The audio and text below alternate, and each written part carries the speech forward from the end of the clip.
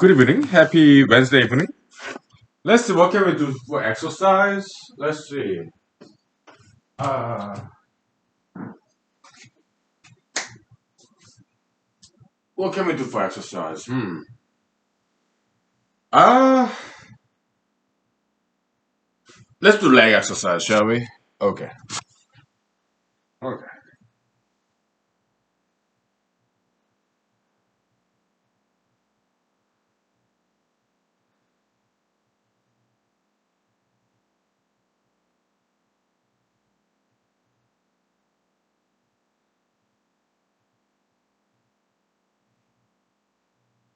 Hooah.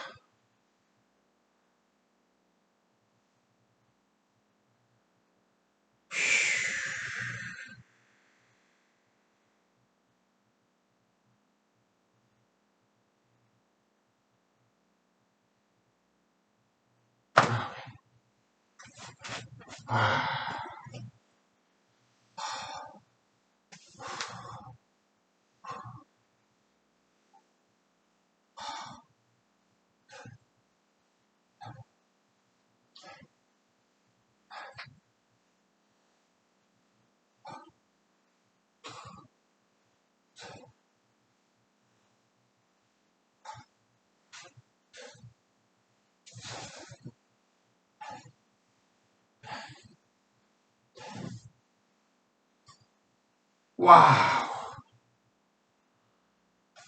Yeah. It's tough.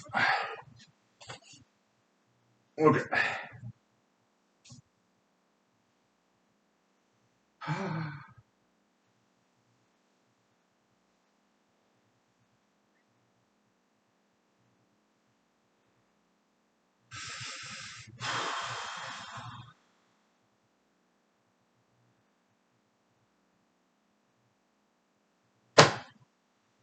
Finally.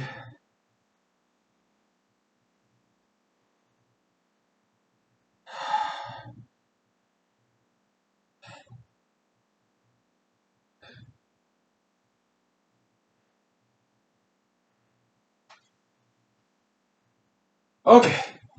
Let's take 5 minutes, please. Whew. Ha ha ha. Whew.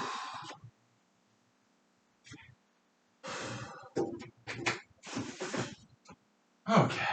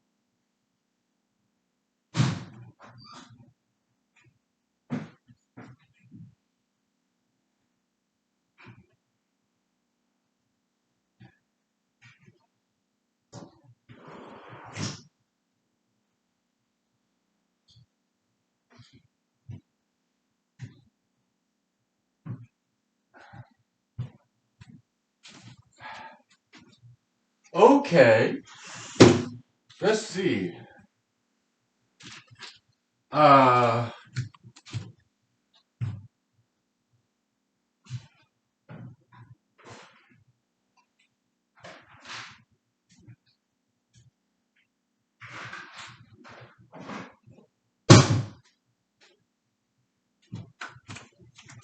hmm.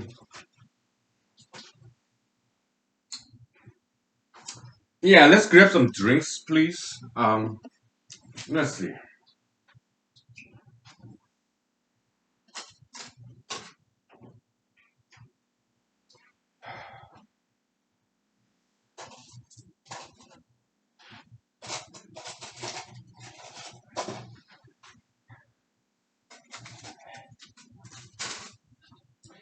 Yeah, these days typically start with something very not a strong drink, but soft drinks like soju and sake. It's kind of new tradition here. Slow start. Okay. So good evening, happy Wednesday, everybody, and welcome to Humanology series. And so I looked at some. I watched some documentary last night after the episode, and it was about Buddhism. Okay. Uh, a gentleman, British gentleman called whose name was like Orel Steiner, Orel Stein. I don't know how to pronounce his first name, or something like Orel Stein. Okay, so I guess he got some German ancestry, but he's British. When early to mid 1900s. Okay, and he was a huge fan of this Buddhism, especially this Buddhist scholar, Mr. Xuanzang. Xuanzang. How do you spell this Chinese Buddhist monk, Buddhist scholar? Xuanzang. Xuanzang. Okay. So I looked him up. Okay. I looked up Xuanzang because in the documentary, he's like legendary Chinese Buddhist monk. What year? That I don't recall. Okay. I just don't know. Should I look him up?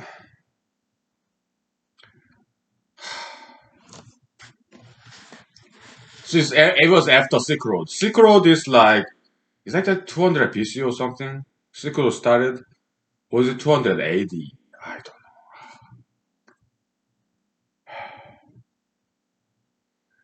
Yeah, I'm forgetting a lot of the history lessons that I have studied, the years, and we have studied quite a bit. Okay, so um, anyway, Mr. Zhuan Chang is like Chinese Buddhist. Okay, so in China, and Buddhism, just like Christianity, it has many denominations. But in Christianity, you have only one book, right? Mostly Bible, right? Yeah, pretty much the same. I mean, some other denomination like LDS, they have their own Bible, Mormon Bible, right? But other than that, Christianity, although many different denominations, they only have one book, Bible. Okay, but that's not the same as in Buddhism. Buddhism has many classics. Okay, so Mr. Yuan Zhang. So I looked him up in the Wikipedia, and the Chinese character of his name, Yuan Zhang, I recognized it. Okay, I know how to pronounce it in Korean. It's Hyunjang, Hyunjang. Why? I know some Chinese. How to pronounce it in Korean? Okay, and then I remembered. Yeah, I remember hearing about him. Maybe studying him just a little bit. I think his Korean name is Hyunjang Popsa, something like that. What is Popsa? That means like teacher of Buddhism. 법 means law, sa means like teacher. Okay, so teacher of Buddhist law, teacher of Buddhism. Okay, that's rough translation. Okay, 현장, yeah, teacher of law in Buddhism, Mr. 현장. Okay, 현장 법사. Yeah, yeah, I remember the name. He's famous in China, India, Korea, and Japan, where Buddhism is quite popular. Okay, very legendary figure.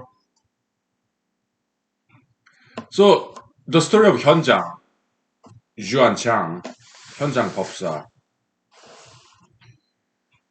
He was studying Buddhism in China, but he was not satisfied because there are so many different branches of Buddhism in China back in his days, and still today is same way. So he wanted to go to India, travel to India, and he had to go across this desert. Um, the name of the desert,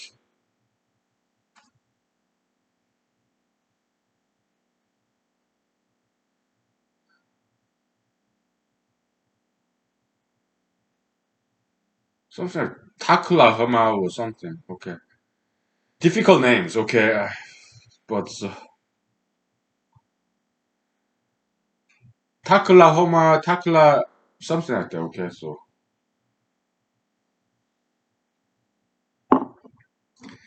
that desert is so dry. Okay, so that name means Taklahoma or Takla, whatever. Okay, it means once you go in, you don't get out. You die there. Okay, so that's very notorious desert somewhere in China. Okay, and but he had to go across that to get to India, to visit, to actually go to India to visit Buddha's place where he came to enlightenment. So he made the journey, okay, and a lot of adventures, okay, along the way. So probably that's what he's famous for, partially. Also, he translated a lot of Buddhist classics from, uh, I guess, Hindi or Sanskrit to Chinese. He was a very good scholar, translator, okay. I don't know how he learned like Sanskrit or Hindi, okay, but somehow he did. So he made a lot of contribution there. Okay, so. And Mr. Again, I don't know how to pronounce his first name. Something like Aurel Stein, Mr. Stein of Britain. He discovered some of the translated version of this Buddhist scripts by Mr. Yuan Chang. Okay, and he became very famous. Okay, so and he brought some of that to British Museum for preservation. Okay, conservation. Yeah,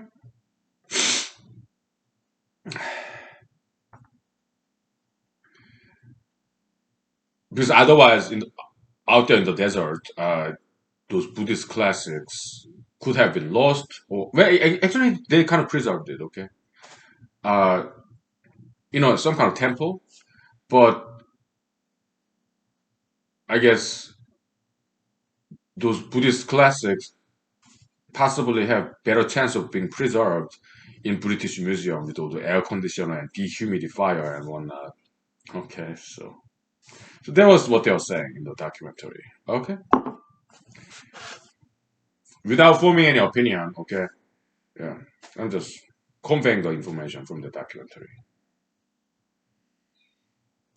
So this British gentleman, Caucasian gentleman, okay, Mr. Stein, convinced this Buddhist monks who were storing that scrolls, okay, to give it to him or sell to him, okay, and he was very diplomatic.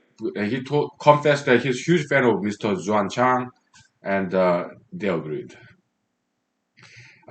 Chinese government agreed too. I don't know. Okay, so but and some people criticize that kind of practice. Some modern day people, scholars, including archaeologists, see that as international theft.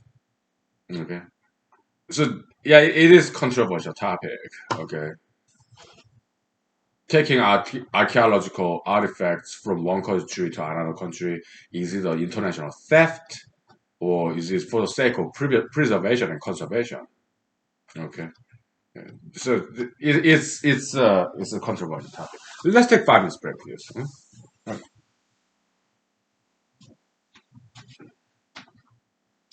Then we'll talk about something more controversial. Okay, so we take some bizarre turn. Okay, so that's how we typically do it here. So.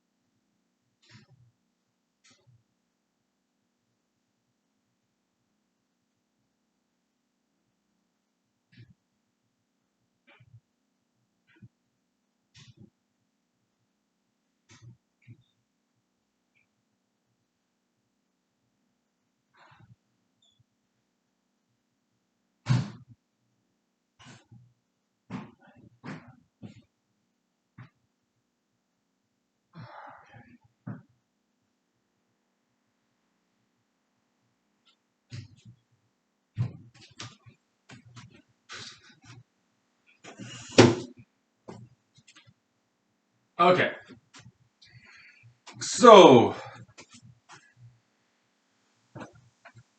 Buddha, Gautama Siddhartha, okay, Mr. Buddha, about 500 BC, 600 BC, or somewhere around there, okay, before Christ. So Buddhism is such a big field, and it can be very confusing and overwhelming. So, but I kind of wanted to learn more about Buddhism, okay? So, because I don't know too much about Buddhism, okay? So I looked up like Buddha quotes, 100 quotes, most famous Buddha's teachings in simple sentences. That's what I ended up looking up, okay? Before that, what I remembered about Buddhism is this: they are vegetarians, okay? They believe in reincarnation, okay? Maybe it's not original Buddha. It could be have been added later by some other Buddhists after Buddha passed away. And so I was wondering what's the original teaching by Buddha. Okay. But yeah, my understanding of Buddhism, yeah, they're vegetarians. They believe in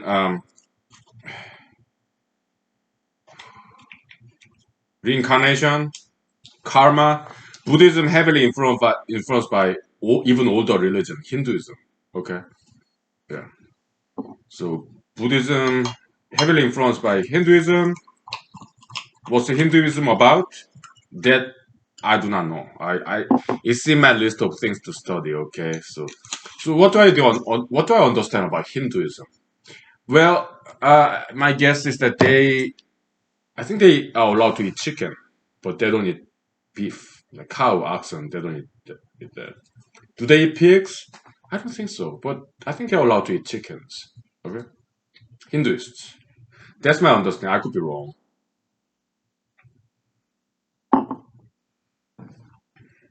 So what's Hinduism?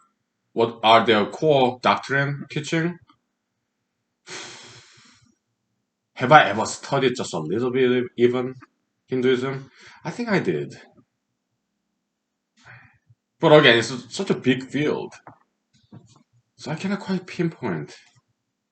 Oh yeah, dharma, right? Or karma.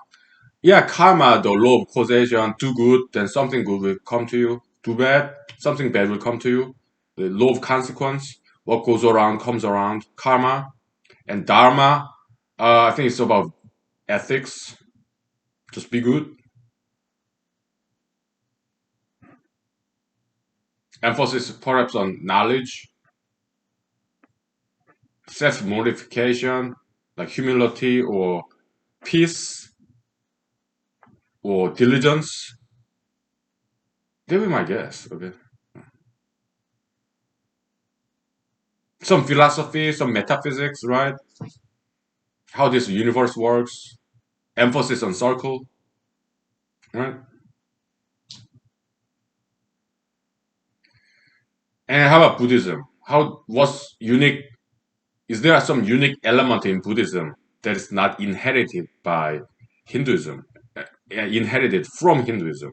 Is there something new in Buddhism other than some Hinduistic inheritance? I don't know. I mean, some famous Buddhist teaching like 공즉시색, 공즉시색, 색즉시공. I'm pronouncing Korean words. Okay, it means emptiness is color, color is emptiness. Okay, and years ago we talked about that. Okay, like some secular interpretation, application of that teaching is that it's kind of paradoxical. Okay, like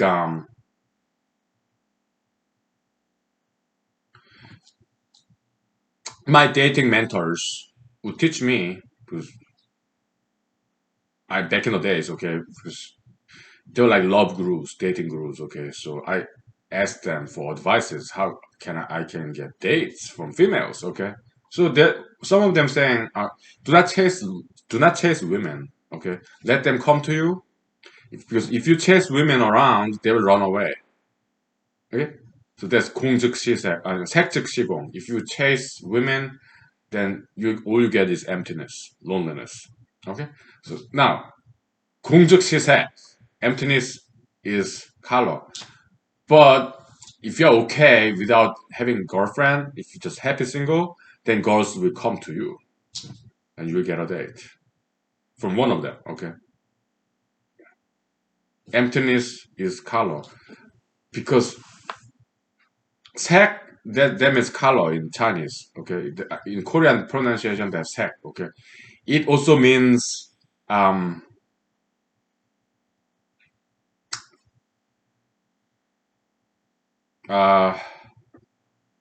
색 also can mean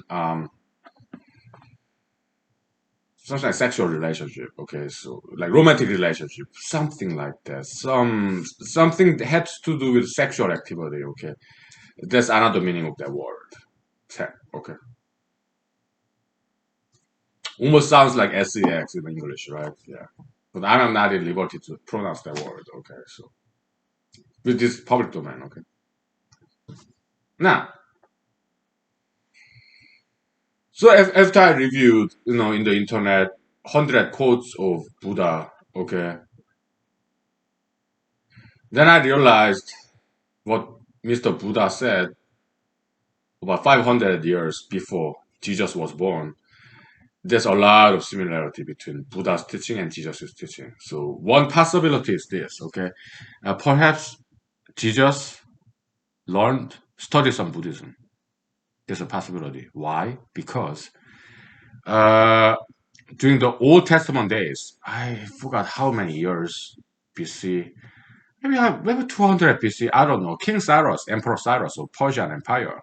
He conquered North Africa, Middle East, and also parts of India. Okay.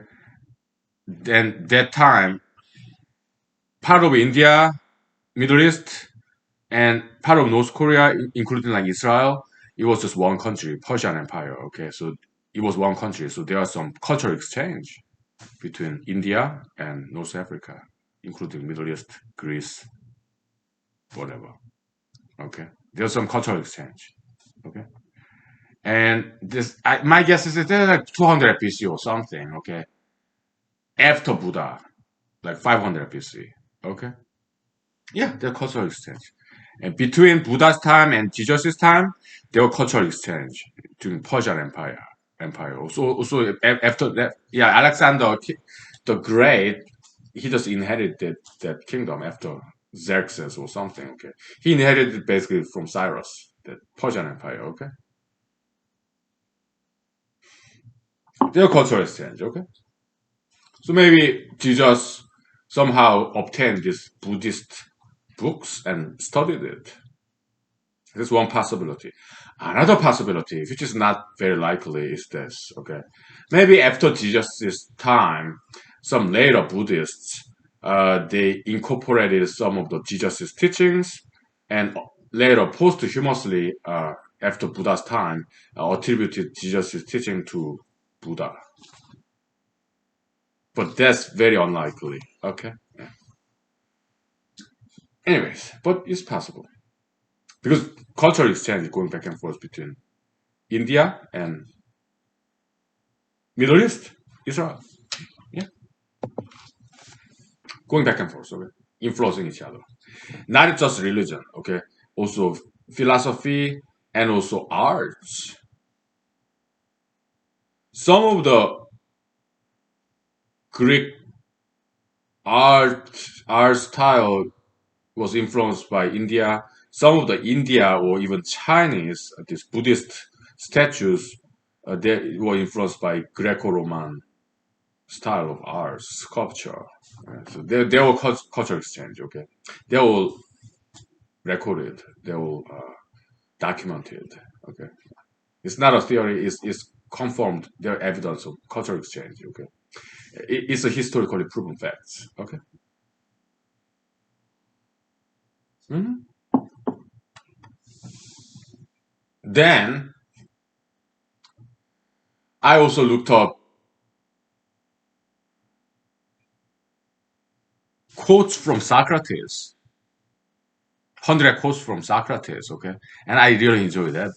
I also looked up quotes from Confucius, 100 quotes from Confucius. So I looked up Buddha, Confucius, and Socrates, 100 quotes from them. Jesus, there's no need for me to look his quotes. Why? Because I know by heart. I read Bible 3 times, okay? So I know Bible inside and out. I know what Jesus said. Okay. So the four saints of the world, human history, right? So Buddha, Confucius, and Socrates, I looked them up, okay?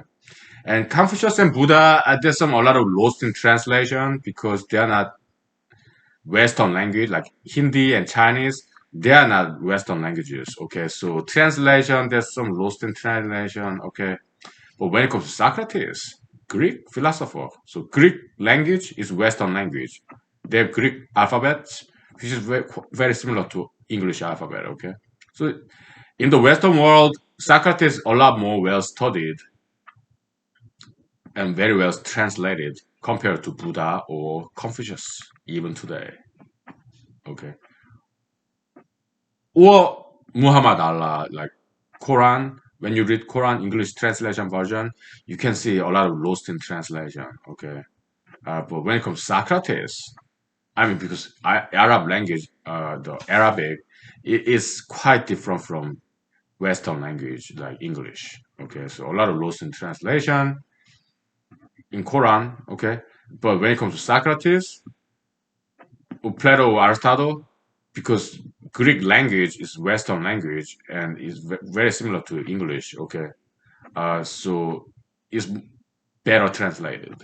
Okay, so when I read this 100 quotes from Socrates, that was quite enjoyable experience. Okay, and it seems Socrates has some very good sense of humor too. Okay, and also yeah, there are some huge similarity between Socrates and Jesus. Okay, maybe Jesus even studied Socrates too. Confucius, Buddha, Socrates, they're around like 500 BC, 500 years before Christ. Okay, maybe Jesus studied Confucius as well. Who knows? Yeah, Silk Road. Okay. Yeah. Was Silk Road before Christ? Is it 200 BC? I don't know. I forgot. Okay. Maybe is it 200 AD? Let me grab my. We'll take 5 minutes break, and I grab my cell phone and I look up all those years. Okay.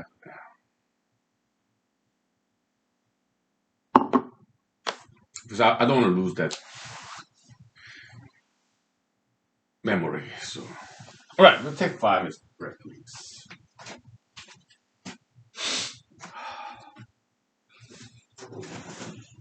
Yeah.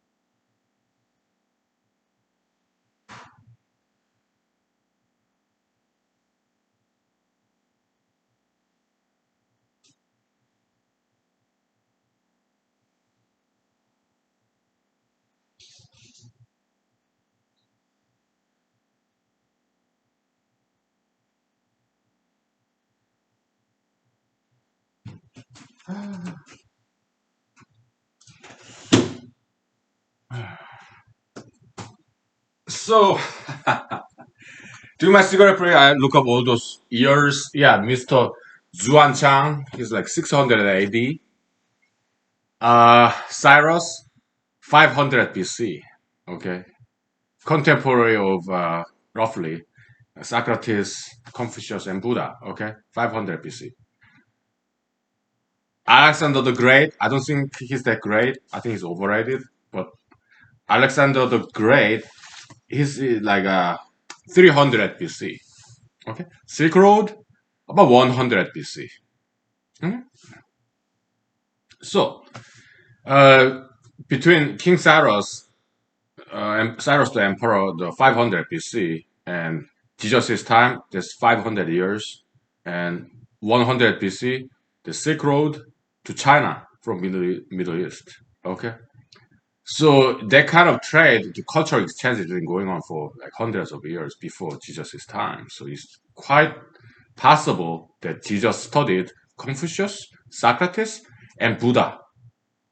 It's possible because there's just too many similarity, like golden rule, do to others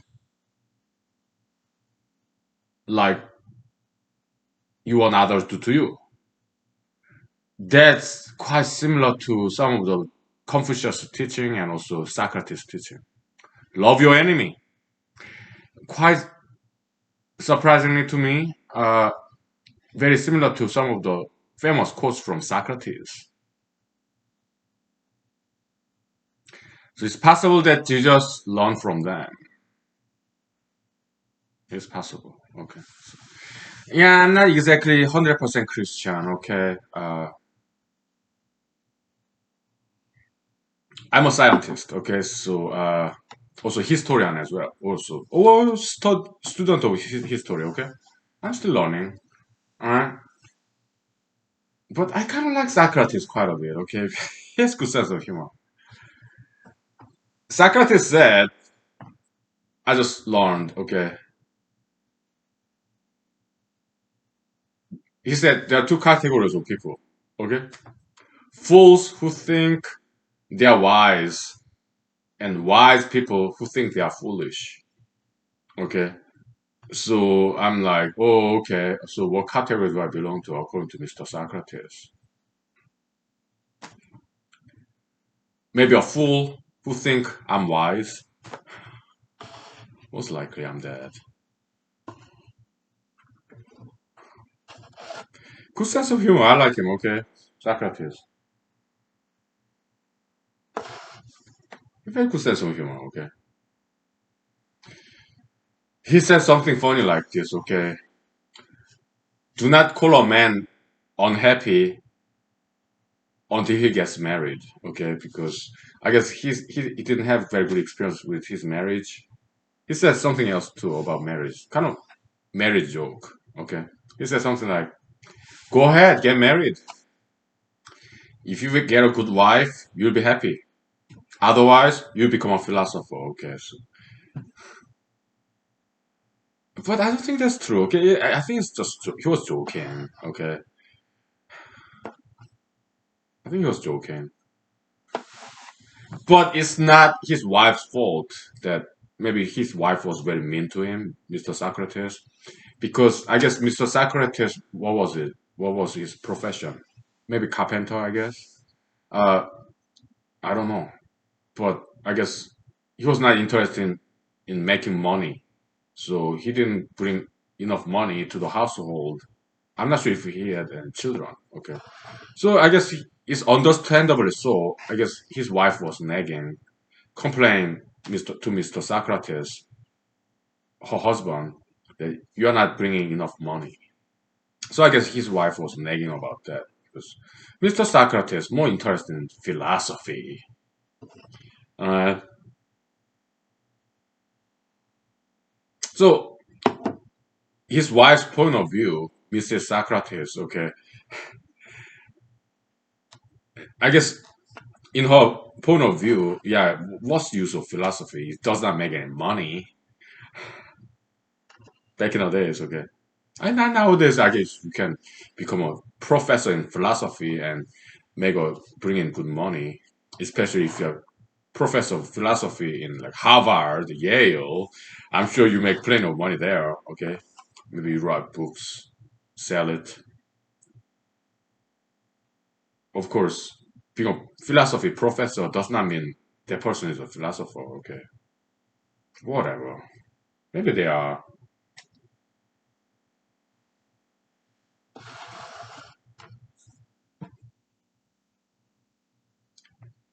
Some other things that Mr. Socrates said.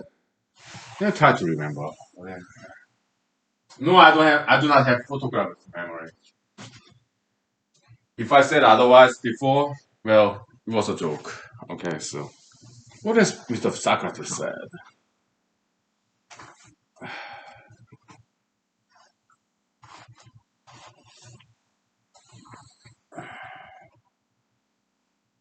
Well, we talked enough about him. So, what about Mr. Buddha? What Mr. Buddha said?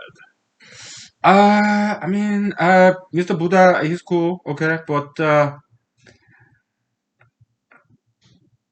there's some Buddhist teachings that Mr. Buddha's original teaching that I kind of disagree with. Yeah. So I kind of remembered what I learned about Buddhism way back when I was in South Korea. Okay, it was refresher. Okay, so Buddhism basically is about anti-greed, which is quite similar to Christianity. Okay, in Christianity, what Jesus said was, yeah, you cannot serve both God and mammon. What is mammon? Materialistic things like money, power, fame. Okay, do I agree with that? Yes and no. So Buddhism is kind of like that. Okay, so, yeah, desire. That's the cause. That's the cause of pain and suffering. Because if you desire something, you want something, and you don't get it, and you suffer from pain and suffering. So, uh, traditional Buddhist lesson is that do not be greedy, do not get rid of desire, and I have to disagree with that. Look, I think desiring something is a good thing. Okay, maybe I'm misunderstanding original Buddhist teaching or traditional Buddhist teaching. Again, I do not know too much about Buddhism. Okay, it's in my list of things to learn. Okay, um, but the way I see human desire is this. Okay, it's a minor processing. Okay, let's say you want to go to Harvard, so you study very hard. You're not there yet. But let's say you get into Harvard, then you are filled with joy. Okay, now I have some friends who went to Harvard. Okay, I didn't. I did apply, but they didn't let me in. Okay, I'm glad they didn't. Okay, because I might have dropped out of there. Okay, so they made the right decision. I don't fit the profile of Harvardian or Yalean, whatever. I don't work that hard. Okay, so it was the right decision for them to reject my application. Harvard, Yale, Stanford, okay, all rejected my application, and I'm glad they did because I would have dropped out anyway.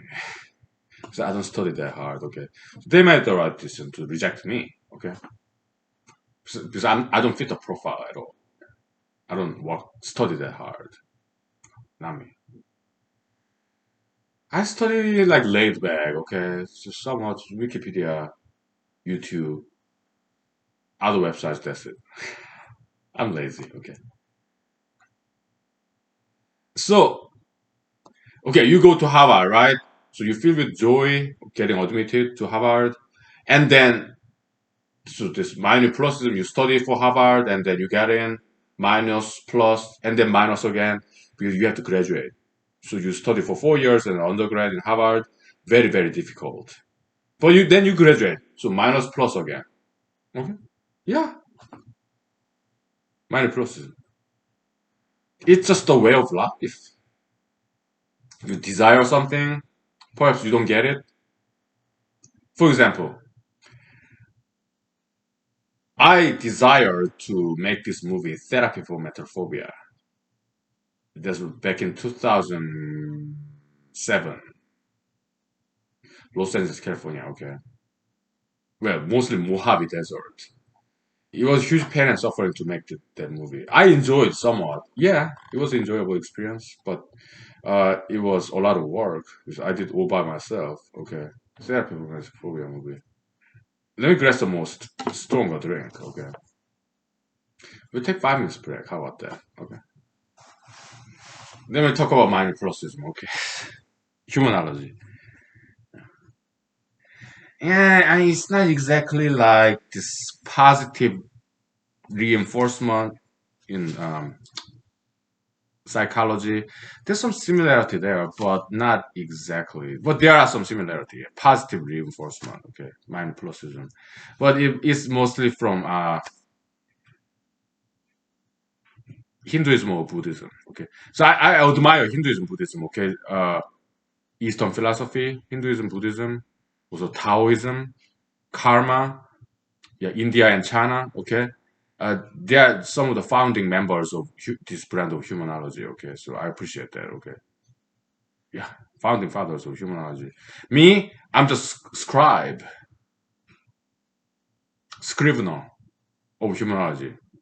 I'm just writing down. Okay, what I've learned. I'm just a messenger, pizza delivery boy. I'm just a mailman. That's what I am. Okay, founding fathers of humanology is like Christianity, Buddhism, Taoism, perhaps Confucianism, some Western mathematics.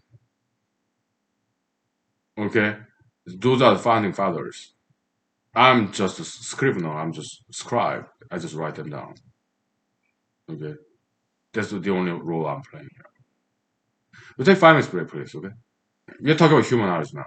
Okay, thank you.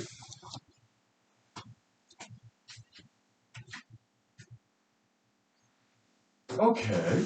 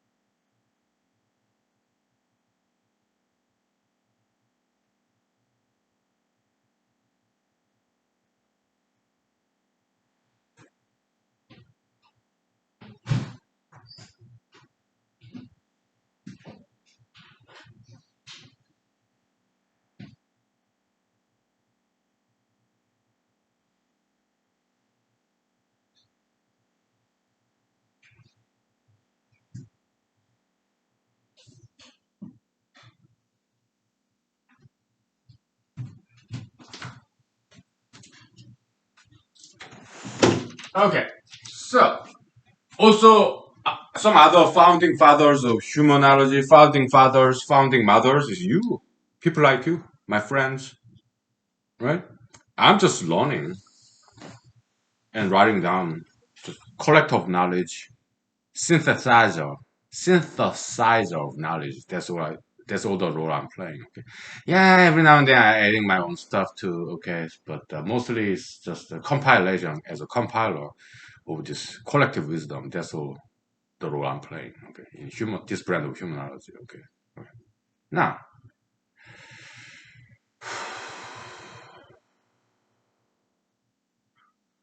minor processing. Okay. Yeah. When I made this movie, Therapy for Motophobia. Okay. Yeah, it was enjoyable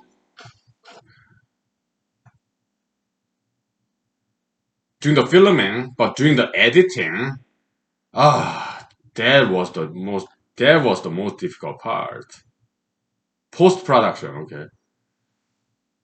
So I filmed this, right? I wrote the script, I did the acting, I did the cinematography, everything, okay. In the Mojave Desert, mostly.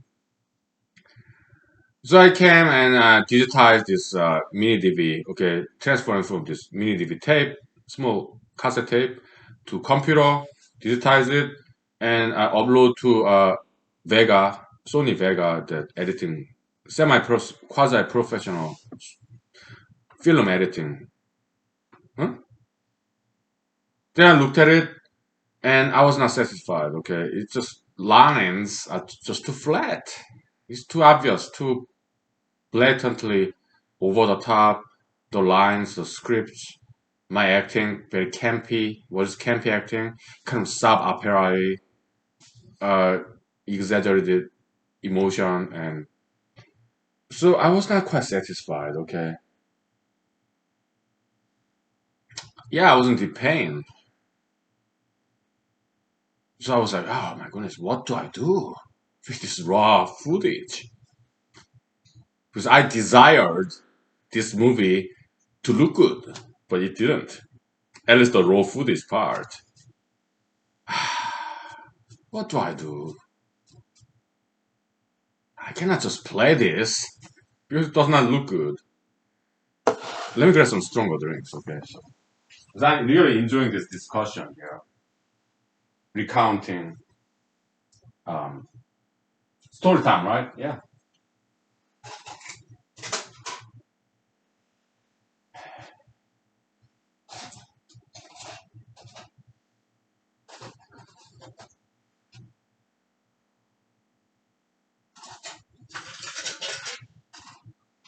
So I desired this movie to be a very good movie, but it wasn't. At least the raw footage level, unedited version of this footage.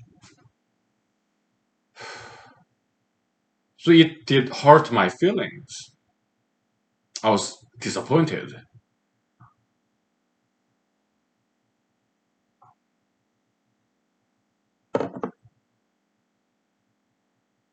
So I suffer from this mismatch between my desire, ideal, and real. I had high ambition about this movie, Therapy for Metrophobia, back in 2007. Okay. So my ideal was there, but reality was right here. That mismatch, that difference between ideal and real. Yes, Mr. Buddha was right. It causes pain, but it's a good pain. So Mr. Buddha's solution, do not desire anything. Maybe I'm misunderstanding his teaching, okay? But that notion, do not desire anything, I disagree. I think it's a good pain, not a bad pain. Pain can be good or bad, but desire and disappointment, I think those are good pain. They might lead to later success and achievement, betterment, accomplishment. I think it's a good pain. Minor processing. Precedent minusen they have good chance of leading to uh, subsequent pluson, minus and plus, minor plussism, okay. In this brand of humanology, yeah, that's a good thing. Minor plussism. Okay. Well, minor plussism can be bad too. Like pain and suffering or preparing for crimes and later the joy of achieving this bank robbery success. That's bad example of minor processism. Okay. What? In my opinion, okay, the pain and suffering of being tattooed and pierced, later the great joy of having tattoos and piercings. I think that's also bad example of minor processism. Okay, so minor processism is not always a good thing. Okay, in my opinion. Okay, I'm sorry if I'm hurting anybody's feelings. I apologize, but it's just me. Okay, you can ignore that part. My commentary about stuff. Okay, it's good that not many people are watching this. Okay, I apologize. Okay, so anyway, so minor processism. Okay, it could be a good thing. Okay, so yeah, back to filmmaking. Okay, so then I was like, what do I do with this raw footage? And then I started to experiment with coding and pasting in the Sony Vega. Is it Sony Vegas? Video editing, okay, software. Quasi professional. It was very good one. Okay. Uh,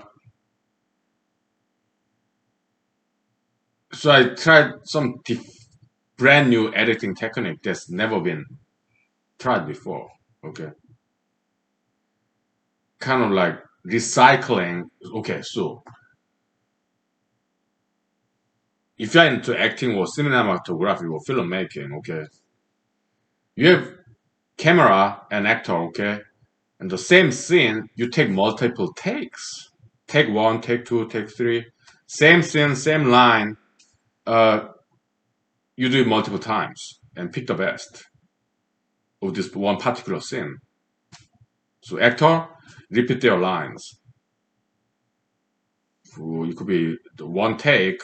It could be 1 minute, 5 minutes, or 30 seconds. Okay. Yeah. Action, cut. That gap, that period. You do that multiple times. That's how filmmaking is done. It's different from theater. Theater, you only have one shot. The show goes on, even if you make some mistakes. There's no stop in the middle. Okay, in live theater, okay, or live musical, or live performance as a singer or dancer. Okay, but in filmmaking, you have luxury of doing it multiple times, one segment at a time. Okay, yeah. So segment one, let's say you do 5 times. Segment two, what is segment? Well, it's not standard film terminology, but let's say segment one is just from here to there in the screenplay, maybe 1 page. Okay, between start filming like action and cut, stop filming. Okay, let's just call it as one segment. Segment one. Okay, segment one. Yeah, you do that multiple times in filmmaking to pick the best. Okay, and segment two, there's page two of the screenplay, the script, and you did like 5 times there too. That's how filmmaking is done. Okay. Yeah. And when you do take one, two, three, four, five actors, there's slight variation. Okay. Maybe some angle of tilting the head or some gesture, height, tonality of voice is different every time. Yeah? So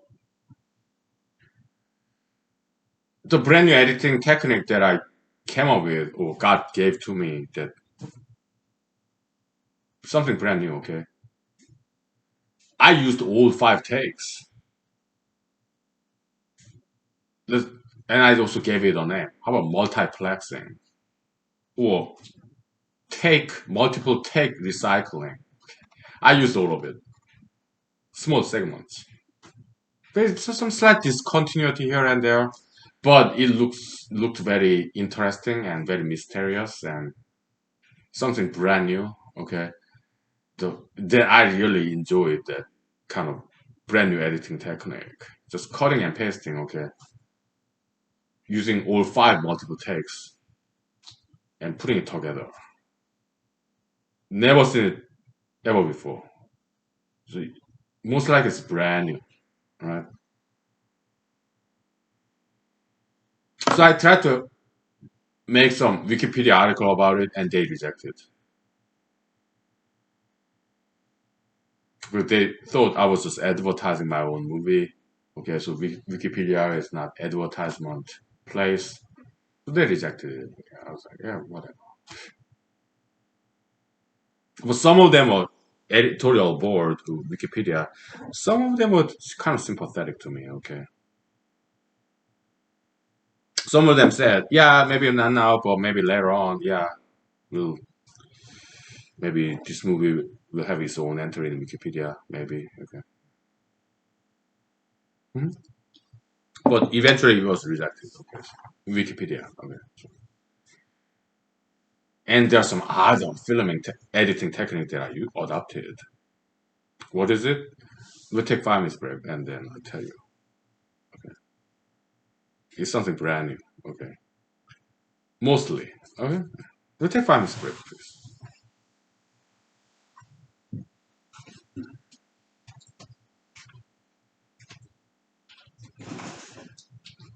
All right.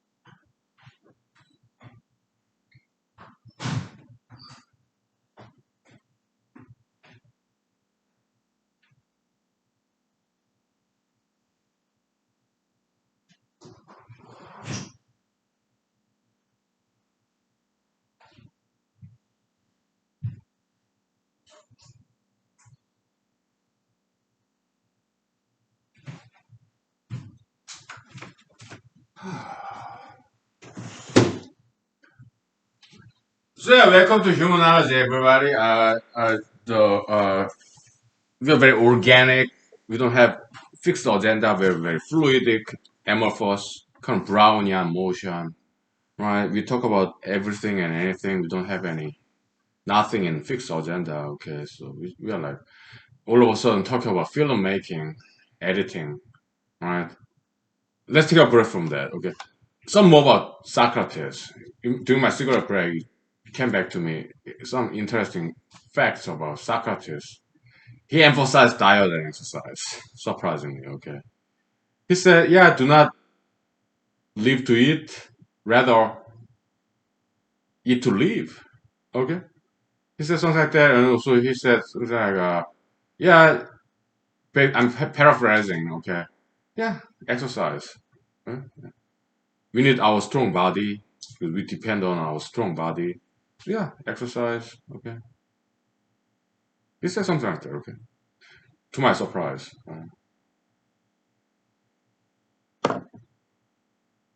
I agree. So back to film editing. Okay, and started to experiment with playing it backwards when I was talking or some gesturing. Okay, I would also play fast or slow. So if I play backward when I'm talking in front of camera, all right, it sounds so strange and weird and very interesting. Okay, it sounds like foreign language.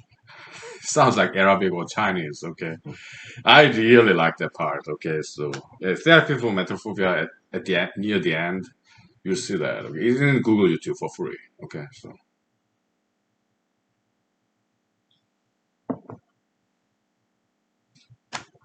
maybe inspired by some Christian movement, anti New Age movement back in 1990s, I think, in South Korea. Okay, so some Christians they attacked popular music recording artists like singers by playing their music backward. Then because it sounds very demonic and satanic. If you play our music backward, it sounds very weird, satanic and demonic. Okay, I used to do that too. Okay, back in 1990s in South Korea, I used to cassette tapes. Okay, yeah, this technique. Okay, you can roll it backward. Okay, and flip it, roll it back, and then you can play it backward. Cassette tape. I used to do that too. Okay, with whom? Cage Boys. Back when I was in South Korea as a teenager, high school, okay, middle school, I did not like Teddy Boys. So I wanted to join the Christian group of this characterizing Sotegi and boys, popular singers, as a new age or kind of anti-Christian, okay. So I joined in and I did play it backward and it did sound like demonic, satanic, okay. But nowadays I'm a huge fan of Sotegi and boys, okay. So maybe I got some clue from there, okay. So I played some raw footage of this therapy for Muertophobia filmed in Mojave Desert. I played it backward. It didn't sound very satanic or demonic, but it sounded like foreign foreign language. Okay, and that was hilarious. So I did that. Okay, well, playing it slow, backward, playing it fast. Some to make also so you have visual footage and you also sound part. The sound part you can digitally manipulate it in Sony Vegas, okay, uh, to make it low tone voice or high tone voice. Okay, yeah, yeah, I use that too. Okay. Mm.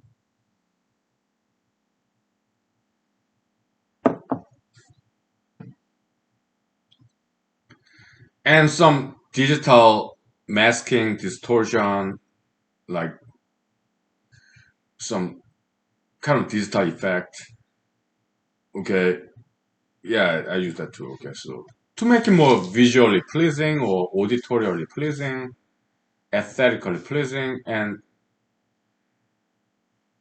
so I think God helped me to make this movie look better and sound better. Okay, but it was a struggle because I was dealing with Sony Vegas, the prime video editing software I was using. Okay, and then Steinberg, Steinberg Cubase, this German-based company. Sony Vegas, this Wisconsin-based software company, I think. Okay, yeah, video editor, music editor, media editor. I use German-based company software product, Steinberg Cubase. Okay, in my desktop. Okay, that I inherited from Cornell University. Okay. Yeah, I was there for 2 years PhD program. Okay, and they kindly generously allowed me to take this desktop computer with me, although I dropped out. Okay, so God bless them, Cornell University. My I regard them as my alma mater. Okay, they're very generous with me. Okay. They also even give me laptop as well. although I did not graduate. Hmm? Why? Because desktop, laptop, okay, I used it, and if I leave the PhD program from Cornell computer science department, they will have to trash it, this laptop, desktop, or refurbish it, whatever. Yeah, they just gave it to me. Okay, although I did not graduate. Okay, God bless them. They're so generous to me. Okay, yeah, I'm very grateful. Okay,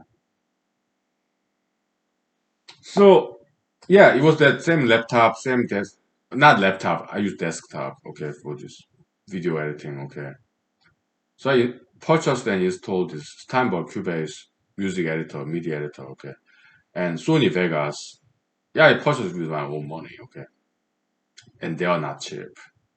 They're like I think they're like $700 each. Okay, and also Panasonic DVX, this semi-professional camera, that was like $2,500 brand new. Okay, so it was not cheap at all. But I was a full-time computer programmer in Los Angeles, California, and I had to take some debts, some loans. Okay, that was the difficult part too.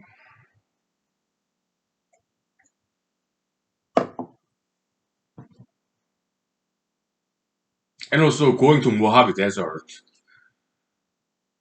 I staying over weekend, staying over the cheapest motel I can get. Okay, they have some cockroaches. Okay, yeah.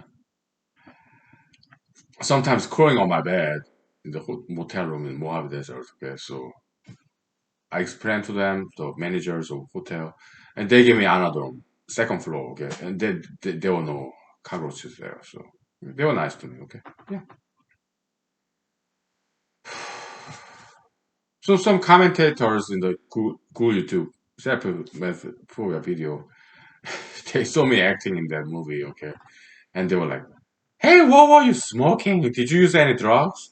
No, no, I didn't even carry liquor or beer, wine. No, no alcohol, just cigarettes.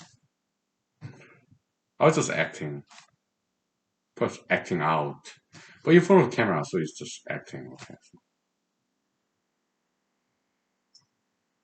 So post production editing. Okay. There was the struggle. It was such fun. Okay, multiplexing or multi-take recycling, okay, or playing backward, forward, whatever, slowing down. It was fun, but editing was very difficult because I was using Sony Vegas for video editor from America, Wisconsin, I think. Because I talked to them, customer service, okay. I had some questions, okay. Yeah. I was like, hey, Mister, yeah, I went to Madison, Wisconsin University back in the days. Now I'm in Los Angeles, California, so it's great to talk to you, Wisconsinites. I remember that. Okay, so Sony Vegas, American company. Okay, and then Steinberg Cubase, that's German company, music editor, MIDI editor. Okay, for the sound and the music I composed. Okay, for background music. Okay, and then you lead title editor. It came for free with my DVD player. Okay, great title editor. What is title editor? At the end of the movie, okay, you have these titles. I mean, credits, ending credits, okay, at the end of the movie, okay. And so that's the usually title editor, okay. I use that, okay. So three softwares from all different companies. Sometimes they don't communicate with each other very well. I mean, this API application programmers interface, but it's not perfect. Okay, so three software pieces in the same computer, okay, sometimes they don't communicate very well to each other because they're from three different software companies, right? There was a big struggle, okay. Oh,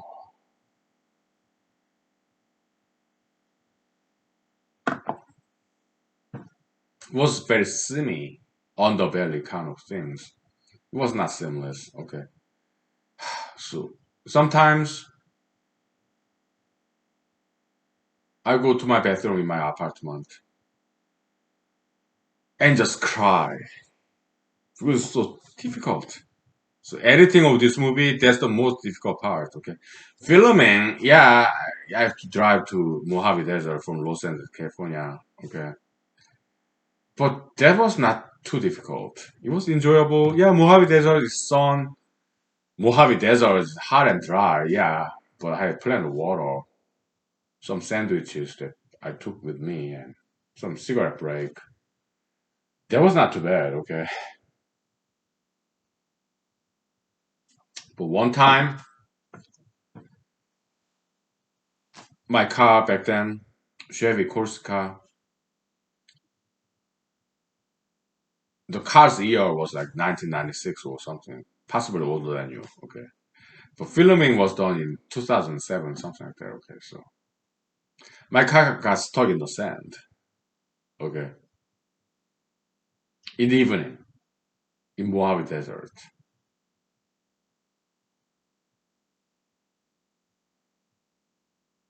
What do I do? Usually in the evening. I slept inside of my car. It was kind of summer, so it was warm. I had plenty of water and food. Okay, no problems. I slept in my car. And next morning, I woke up and started walking because there was no cell phone reception there in the middle of Mojave Desert. But not exactly in the middle of Mojave Desert. It was easier than that.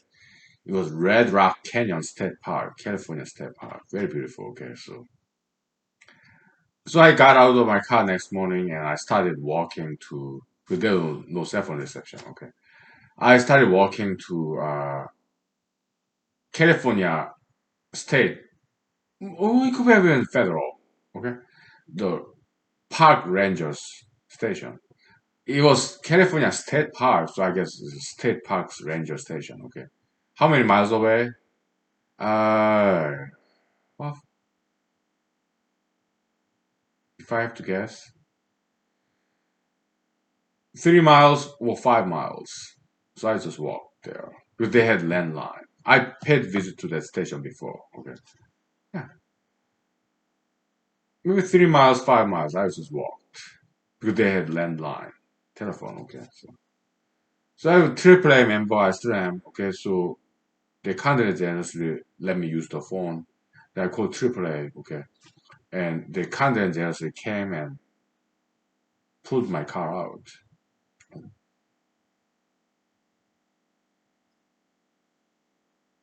Yeah,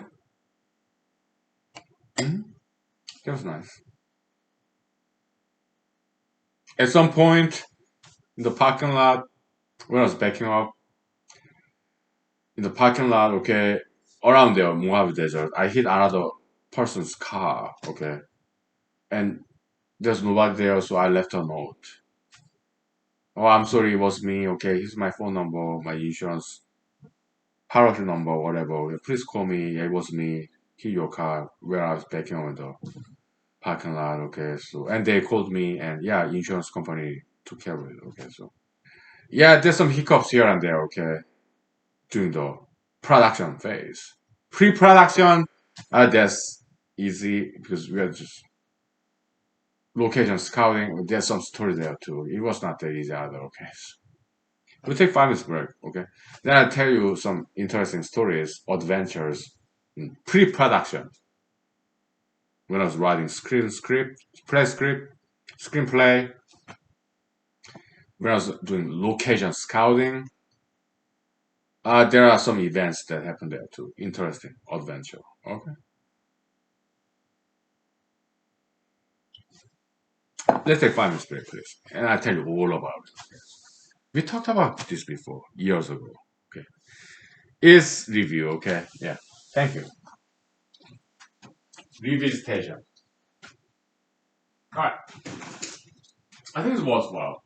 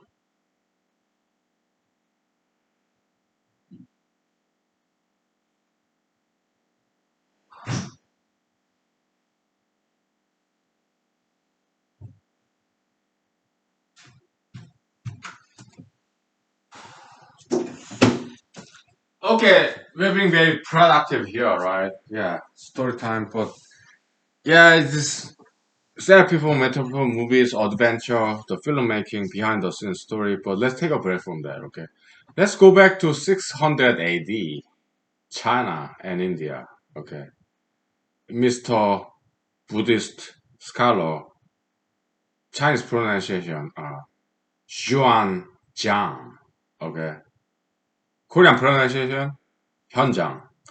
현장 법사 or 현장 대사, 대 means big, 사 means teacher, okay, big teacher, or 법사 is like teacher of the law, Buddhist law, okay, whatever, okay.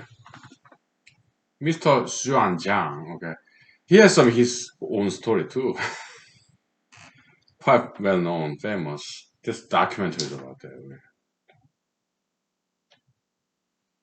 So while he was traveling from China to India, okay, he visited the city, and there's this city king, and he wanted him to stay because even then, okay, he was international, kind of local, kind of very well known Buddhist priest. Okay, so he wanted him, the city king wanted him to stay, but he said no.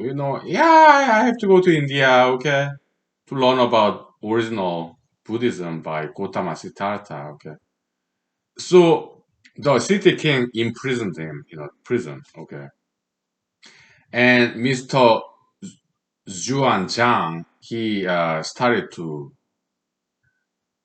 do this fasting, okay, this protest by starving himself for a couple of days, maybe 4 or 5 days. Would not eat food, he would not drink, because the city king provided this Mr. Zhuan Chang with amazing food and good drinks, but he refused to eat or drink. Mr. Zhuan Chang said via his messenger, yeah, you may have my body, but you're not gonna have my spirit. Okay, so I refused to eat. And the city king was so impressed. So he let him go with gold and silver and plenty of food and drinks in the desert. Okay. So he thanked him, okay. Buddhist, bow, and he went continued his journey to India. And then there were these robbers, criminals, going after all the silver and gold and food and drinks. Okay, so when Mr. Zuan Chang was poor, he suffered from starvation, lack of water in the desert.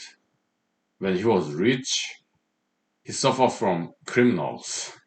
So either way, he suffered. Okay, so what an interesting story, right? Yeah, but he finally got to India. Okay, yeah, he did. Got some Buddhist classics, and then he translated from Hindi, like Sanskrit, to Chinese, and then he went back to China. Okay, yeah, and some of those scrolls, those translation scrolls, he left in the somewhere in the desert, and Mr.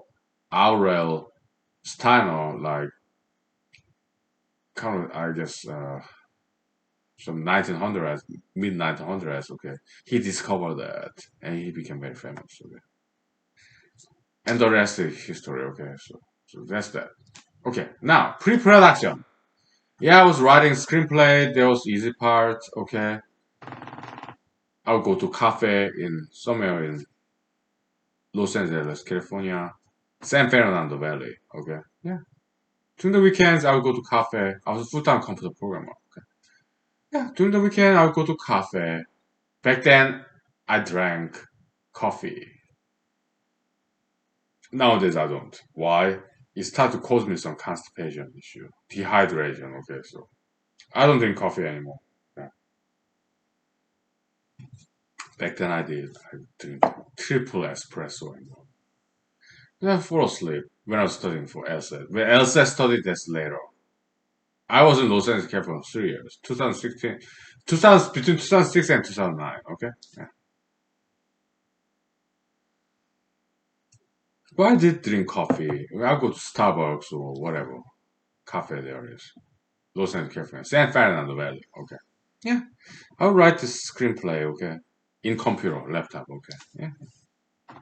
There's some free screenwriting software available. Okay. I downloaded that and screenplay format, okay. Yeah. So did I print that out and carried it with me, this printed copy, paper copy in Mojave Desert? No, I did not. Why? I wrote the screenplay, so I know the line by line. So I was a screenwriter and also an actor, so I knew what I wrote. So I didn't print them out, okay? No. Because I wrote it and I also was acting on it. I knew it by heart, all the lines, okay? So no need to print it out, okay? Screenplay, scripts. So yeah, that part was easy, okay? Then location scouting, okay? I went as far as like maybe Sierra Nevada, maybe not, but I did not go to Yosemite National Park, kind of Northern California, I think. And I went all the way down to like Utah, Zion Park, and also Arizona Grand Canyon. Okay, location scouting. Okay, and I went to Mojave Desert. Okay, then I ran into this Red Rock Canyon, California State Park. I was blown away. Okay, and it was not too far away from Los Angeles, California. Maybe maybe 3 hours drive. Okay, so this is the place. Okay. Yeah, I also went to Las Vegas, Nevada too.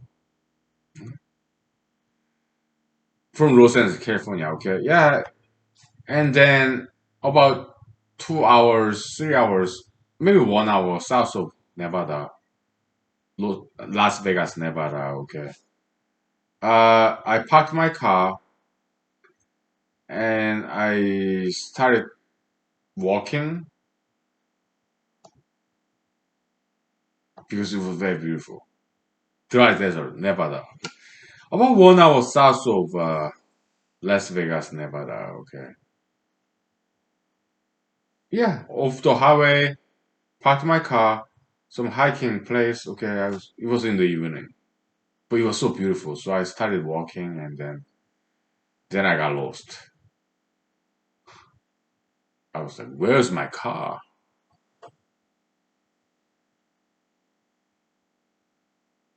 So I walked all the way down to the next gas station. Okay, maybe 5 miles away, something like that. Okay, and then they kindly and generously let me use the landline phone. There was no cell phone reception. Okay, so and then I called a taxi cab all the way from Las Vegas, Nevada. Okay, like about 1 hour north of there. Okay, and they came. Okay, and my taxi cab driver and me, yeah, we were driving around and finally found my car parking lot. Okay, and I paid him good. Okay, couple of $100, I think. Okay, because he drove all the way here. Also, yeah, AAA truck. Yeah, also I paid them some tips. Okay, I think a couple of $100. I think whatever I could afford because they came all the way to Mojave Desert or somewhere in Nevada, somewhere in California. Okay, so I paid them what I could afford, maybe a couple of $100. Okay, yeah, because they deserve that. You know? They went way out of the way, out of the limb.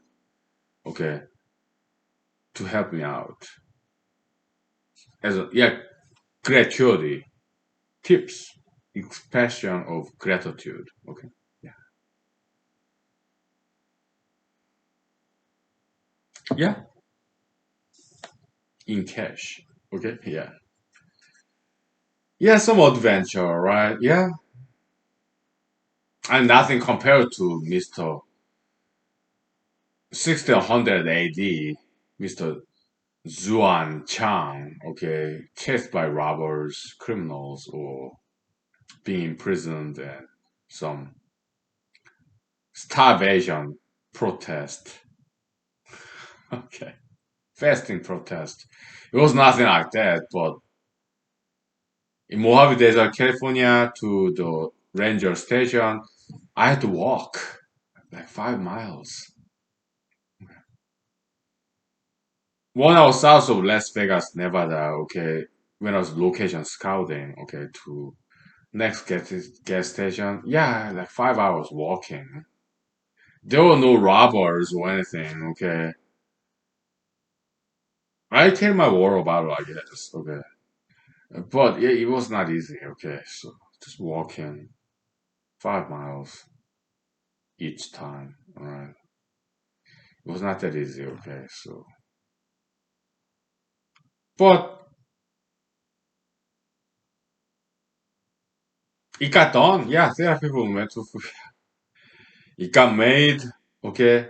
Later on, after post pre-production is location scouting, screenplay writing, production, there's filming, acting, okay. Post-production, there's editing, okay, and finalizing this film, which was done in Fort Hood, Texas, when I was in the U.S. Army. Surprisingly, okay. So it's done. Okay, now next phase, film is done. Yeah, distribution. Okay, so yeah, I sent out this movie, Therapy for Metaphoria, 70 minutes long, barely over this feature length requirement, 70 minutes, 1 hour and 10 minutes. Okay, I sent out to 50 different film festivals, 50, okay, half of 100. Okay, about five of them accepted my movie. So acceptance rate 10%. Okay. Later on, yeah, my filmmaker friends they'll say, yeah, that's very typical. Okay. As a dark horse candidate, independent filmmakers, not mainstream, obscure, just startups, right? Yeah, 10% is about average. Okay. Yeah, that's what they tell me. Yeah. After that, I mean, big disappointment. Yeah. Sundance Film Festival or Los Angeles Film Festival or San Francisco Film Festival or Tribeca or New York Film Festival, all the big ones, they rejected my movies. Okay. I was very disappointed and my feelings got hurt and also I was angry too. Because all these film festivals, they say on their websites, oh, we are all about discovering these obscure talents, small guys and girls, okay? But that's what they say. They are lying. It's not about that. It's about politics in the film industry. Okay, connection, networking. Okay, maybe back in the days they used to do that stuff, living true to their words. But when I applied to all these film festivals, it was not like that. It's more political. It's about connection. Okay, money, power, fame, kind of. Some small film festivals, they are great. Some other film festivals, small film festivals, they want to upscale their film festivals. Okay, so they would rather admit more well-known filmmakers. Okay, to upgrade their film festival status. But some small film festivals, they were true to their words. How about big-scale film festivals? They were beyond my reach. Okay, what they say in their websites, this plain vanilla lies. Okay, it's all about connection, cinematographic politics, film industry politics. Okay, but I did not know that. Now I know.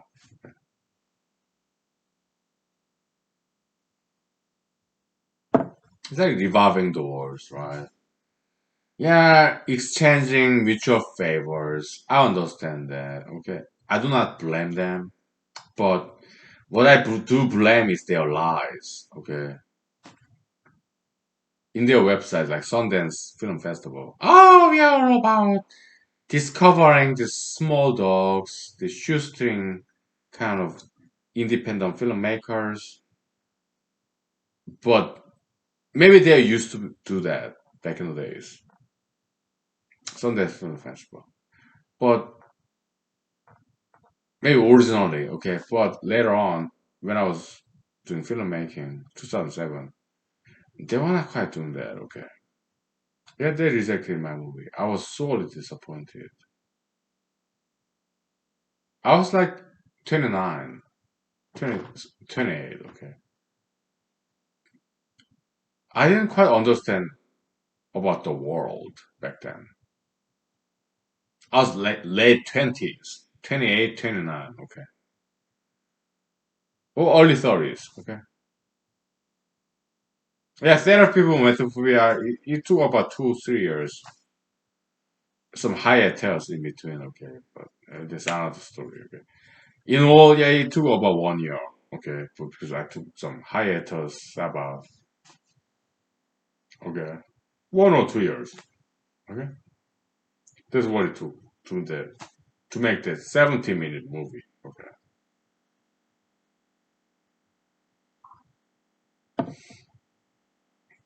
So yeah, I was so disappointed because back then I was like 29 years old or 31 years old, whatever, okay. I did not understand how this world works. Now I do. I'm 42 years old. So it pays that you live a long life. You came to understand how the world works, okay? And you understand the business, economics, politics as you experience and observe things that happen to you or happen to others. You gain knowledge, experience, observations, and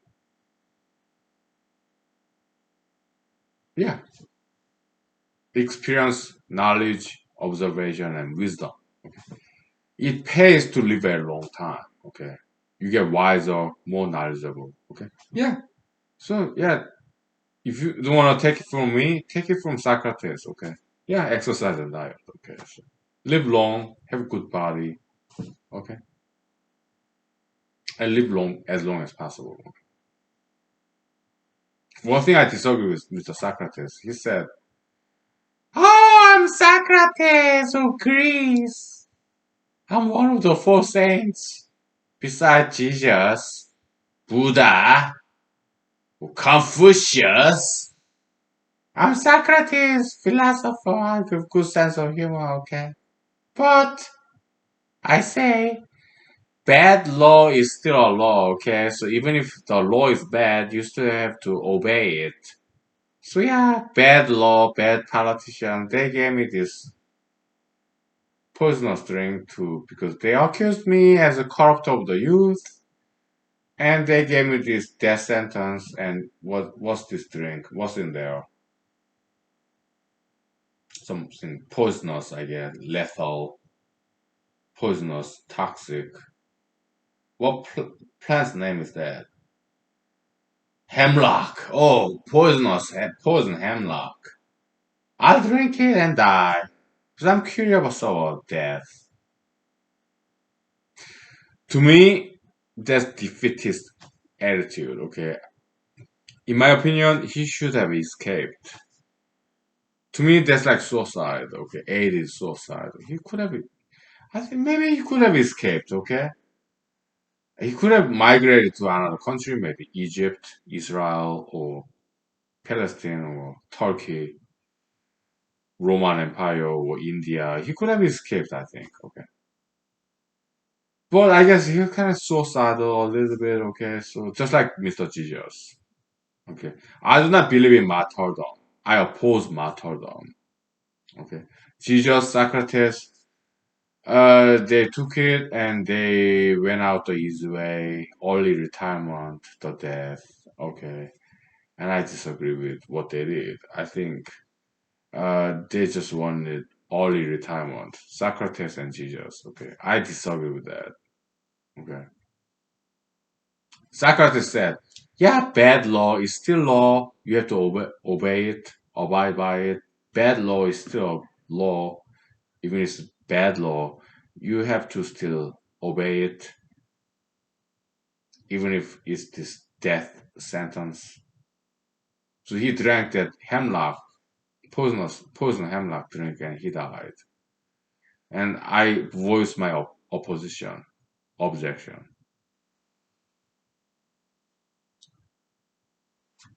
I disagree. Okay, if there is a law that's bad, I think we should change it. I think we should survive and thrive, even if it means we become some kind of refugee, ideological, political asylum case.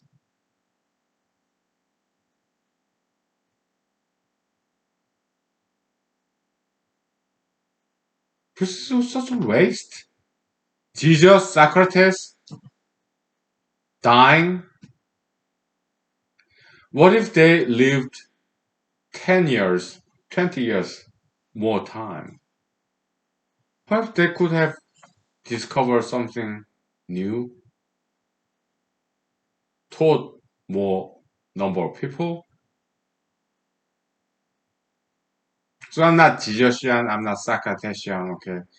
Because I disagree with them on some points, okay? I do not think it was a right decision that Jesus and Socrates they took the death sentence and obeyed, okay? Not I'm not for rebellion or coup d'etat or anything like that, okay? But they could have ran away. They could have run away. But they didn't. To me, that's aided suicide. Okay? And I voiced my objection to that.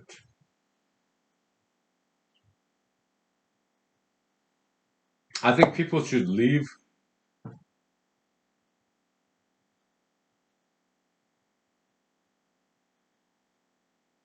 Okay.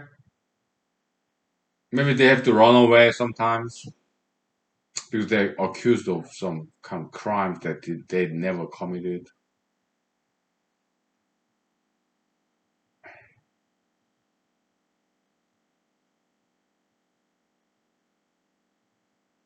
Or in South America, maybe they are running away from gangsters.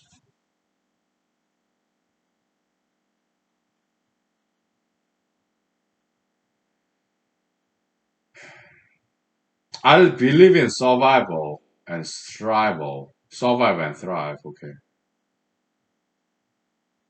Survivalism. As opposed to human sacrifice, like Jesus, Socrates. If there's bad law, I do not advocate for violent rebellion, no, mutiny, subversion. I don't advocate for that. Just get out there, okay, and preserve your life, okay, and continue to live and continue to learn, teach, study, produce, get a job, huh? I'm against suicide, huh? I think people should live as long as possible. There's so much to learn and teach and to produce. That's what I believe in, okay? Survivalism.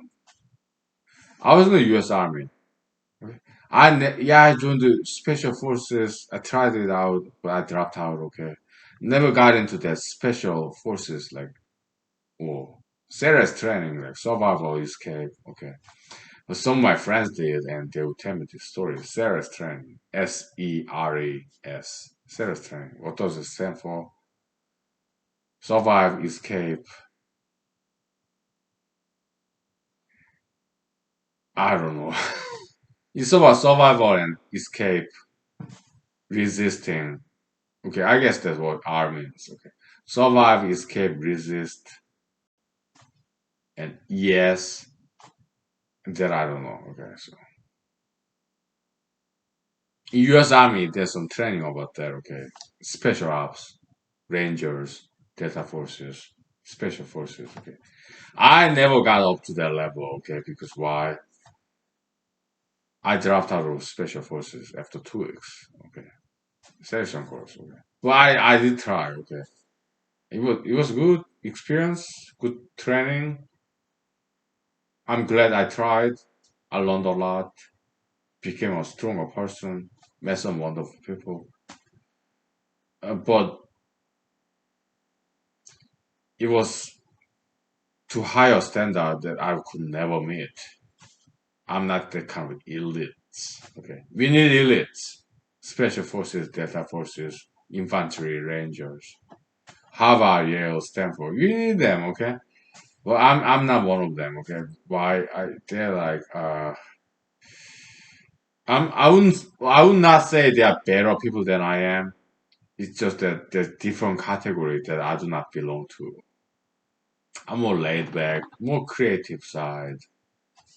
I drink vodka, whiskey, smoke cigarettes. Right? I'm more laid back. Okay. I love morning sleep. Okay. I love long weekends. Okay.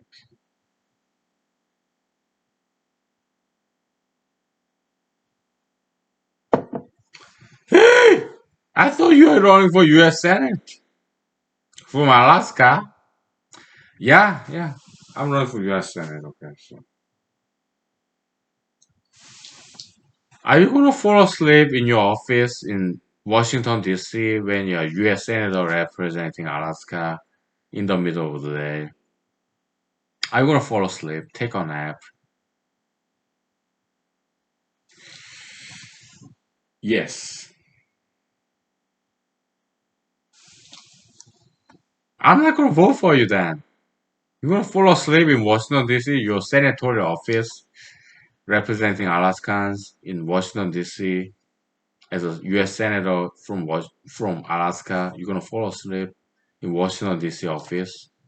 You're gonna take a nap. Yeah.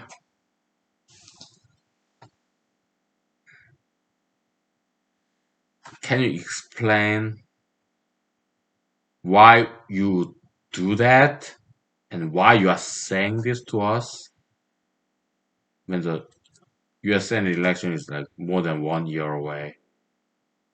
Yeah, yeah. I'll tell you. We'll take 5 minutes break, okay? We're kind of mixing this narrative and acting.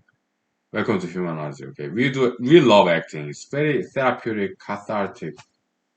Acting is good stuff, okay? So highly recommended activity acting.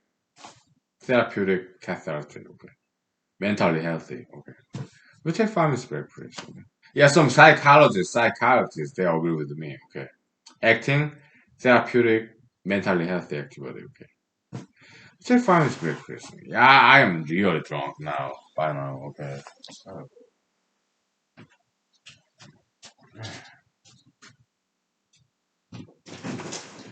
we may have to wrap this up real soon, okay? Because I gotta get back to work tomorrow, okay? So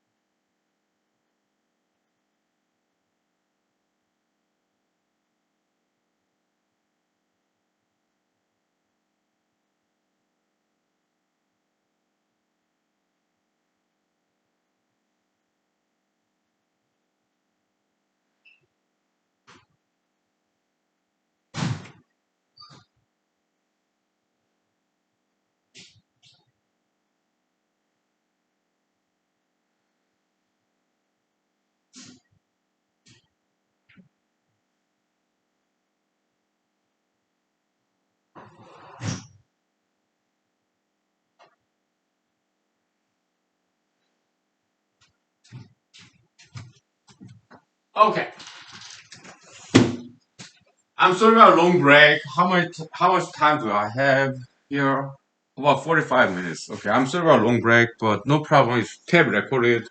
You just skip ahead, clicking the time bar in Google YouTube, right? Yeah, no problem. So yeah, what did I do? Yeah, I went to bathroom and some social media messaging with my friends all over the world. Right, that's what's great about social media, internet, right? It's international network, social network. Yeah, I have friends all over the world. Okay, that's great. It's beautiful. World harmony.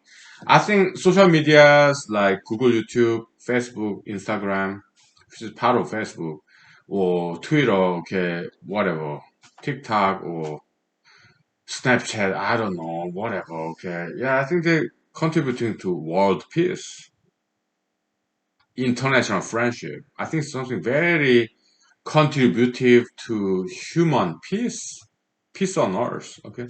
So social media websites like companies like Facebook, Google, YouTube, Twitter, I think they're contributing to human world peace. I appreciate them, okay. Yeah, so from conservative side, there's some concern about them. Democrat side, they're concerned about them. Social media like Facebook, Amazon, Google, YouTube getting too big and too powerful, monopolistic. But I think they're doing pretty well. Okay, I think they're doing a good job. Social media in general. Okay, because I'm independent. I'm neither Democrat nor Republican. Okay, so I think they're doing a good job. Okay, mostly. Some hiccups here and there. Yeah, people are people. Human organization, just like human beings, they're not perfect. But overall, I think they're doing a good job. Okay. Yeah. hmm As a former computer programmer, computer science major, I really greatly appreciate computer programmers. Okay. I do. IT professionals. Okay. I used to be one. Yeah. Yeah. In my previous careers. Okay. Yeah. Greatly appreciate computer programmers. Okay. Hackers, well, they should stop doing that because that's crime. Okay, I don't want them to go to jail, commit crimes. Okay, they should stop doing that stuff. Okay, we have 40 minutes left. All right, let's talk about some politics. Okay? Uh, Mrs. Commissioner, okay, I did look her up. Okay, I think she's being very active in politics, political campaign. That's great. I'm a huge fan. She's a beautiful lady. She's decent. Okay, Um, but I think she's running a good campaign. Okay, some hiccups here and there, and I took liberty to listen to radio earlier today when I was driving back home. Okay, she was in the radio, Alaska radio. Okay, some Christian channel in AM, ampli amplitude modulation. Okay, long radio wave. Okay, so I listened to her interview and with some Christian channel in radio, AM channel. I think she's pretty well. Okay. Yeah. Hey, I'm a huge fan. Okay. Mrs. Commissioner. Okay. Uh, yeah, but at the same time, uh, and she also was in the news, Alaska news. Okay. Maybe not national nowadays. Mostly Alaskan local news. Okay. And I also looked up what's the religious composition of Alaska. Surprisingly, I was surprised. 80%, whopping 80% of Alaskans are Christians. They may be Protestants or Catholics or Russian Orthodox, okay. But 80% of Alaskans are Christians. That was quite surprising, okay. 15% of Alaskans are kind of unaffiliated, okay. 5% other religions. They could be Jews, Muslims, Buddhists, Confucians. Okay, 5%. Okay, okay. I was surprised. So I, when she gave this interview, I was kind of thinking maybe she's banking on that. Okay, it was also Christian channel radio. Okay, so yeah, she confessed about her religion. She portrayed herself as a David versus Goliath, like Senator Lisa Murkowski, incumbent.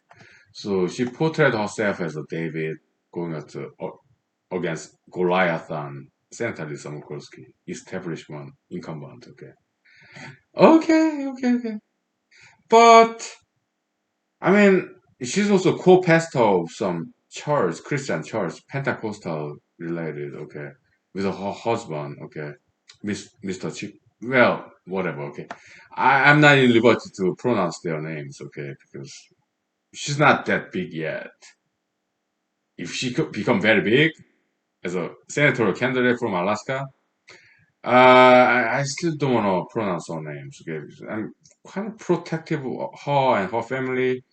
Okay, so I don't want to expose their identities or privacies. Okay,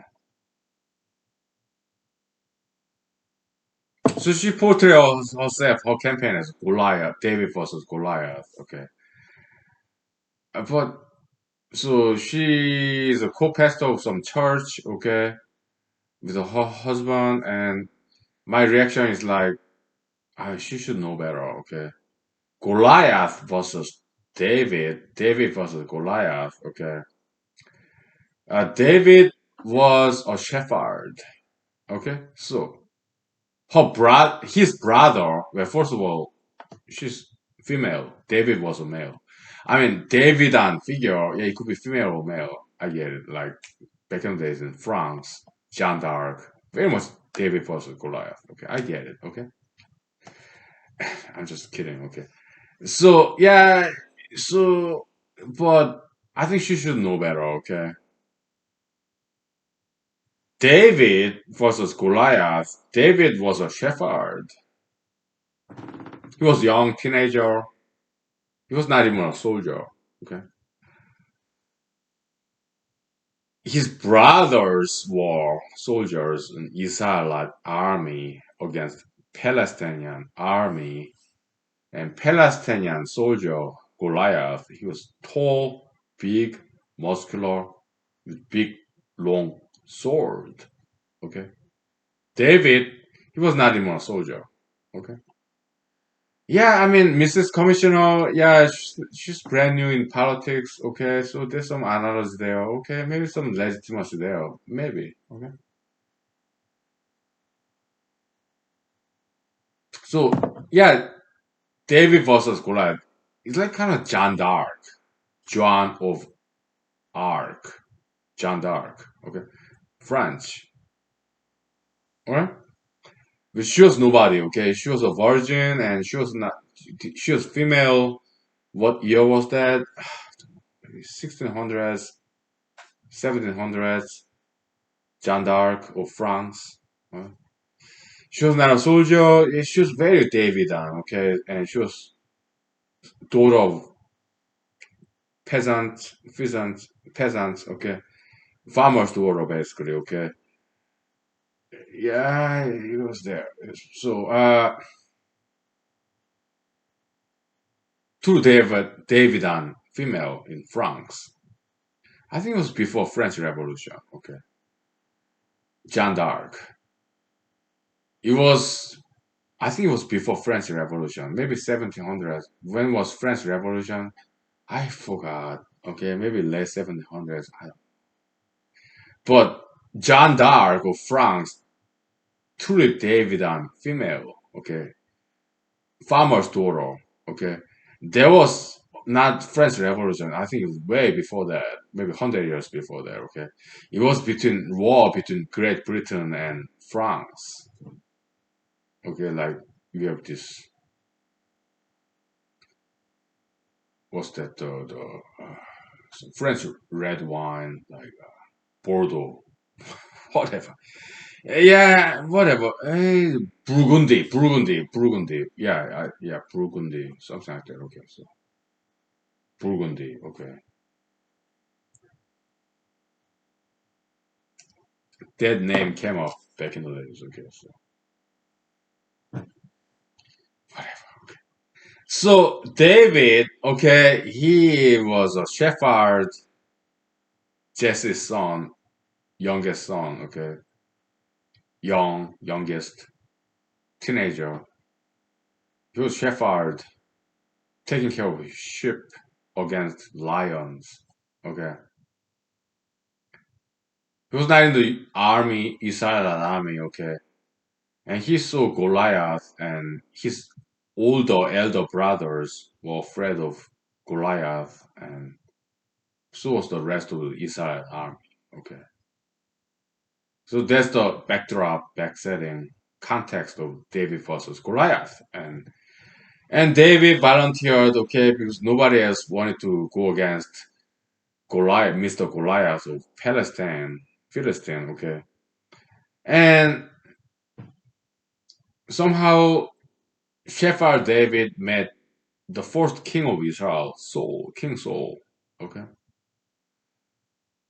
And David said, "Hey, King Saul, yeah, let me fight Goliath. I think I can win him, defeat him." And King Saul was so desperate because nobody would in the Israelite army would go against Goliath, this giant, tall with big sword and muscular. Okay. He was desperate. Okay. Okay, young shepherd, teenager, young man, we got nothing to lose if we are desperate. Okay, so yeah, go ahead, fight him. Okay, but take my sword, take my armor, and I mean, Shepherd David, young adult Mr. David, he said, "Oh no, that's too heavy for me. Okay, I'm not gonna take your sword. I don't need it. And I'm not gonna take your armor. It's too heavy for me. I'm young boy, teenager, okay? All I need is one pebble and this sling. That's what I need, okay? A couple of pebbles, okay? I just go to the creeks and pick up these pebbles, stones, small rocks, and I have sling, okay? I'm a good slingshot, okay? I would kill the lions to protect my ship as a shepherd. That's what I need. But thank you, but no thank you. I don't need your armor. Metallic is too heavy for me. I'm just young teenager boy. And I don't need your long sword, okay? I have sling, pick up pebbles from the creeks, some small rocks and stones. That's what I need, okay? Okay, yeah, go ahead. Defeat Goliath if you can, okay? Go ahead. I mean, I'm desperate. There are no Israelite soldiers who would go against Goliath of Palestine, and I got nothing to lose to sending you there, okay? Go ahead, do it. Try it. And David, yeah, on the way picked up some small, maybe 2 inch thick, 2 inch, 3 inch diameter rocks from the creeks, maybe five of them, 10 of them, put in his pocket. It's a good slingshot, okay, and he defeated Goliath with that. So that's David versus Goliath, okay. But Mrs. Commissioner, she's not exactly that. She's backed by Fox News, Breitbart, Open America News Network. She's backed, supported by Newsmax, right? President Trump, not yet, but maybe later. Who knows? I don't know. But National Republican Party, also all these Christians in America, in the nation. She got heavy armor and long sword. Okay, she's not quite Goliath, David kind of candidate. Okay, so to me, that's disingenuous. That's a lie. That's illusion, delusion. Okay, she's like David wannabe, but she's not that.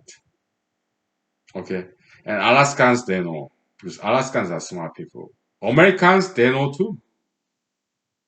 Americans, Alaskans, they're not dumb people. They're smart. Okay, even conservatives, Republicans, they're not dumb people. Okay, so my objection to Mrs. Commissioner's candidacy is based on lies and dishonesty and pretension and faking, pretending, okay, that she's not.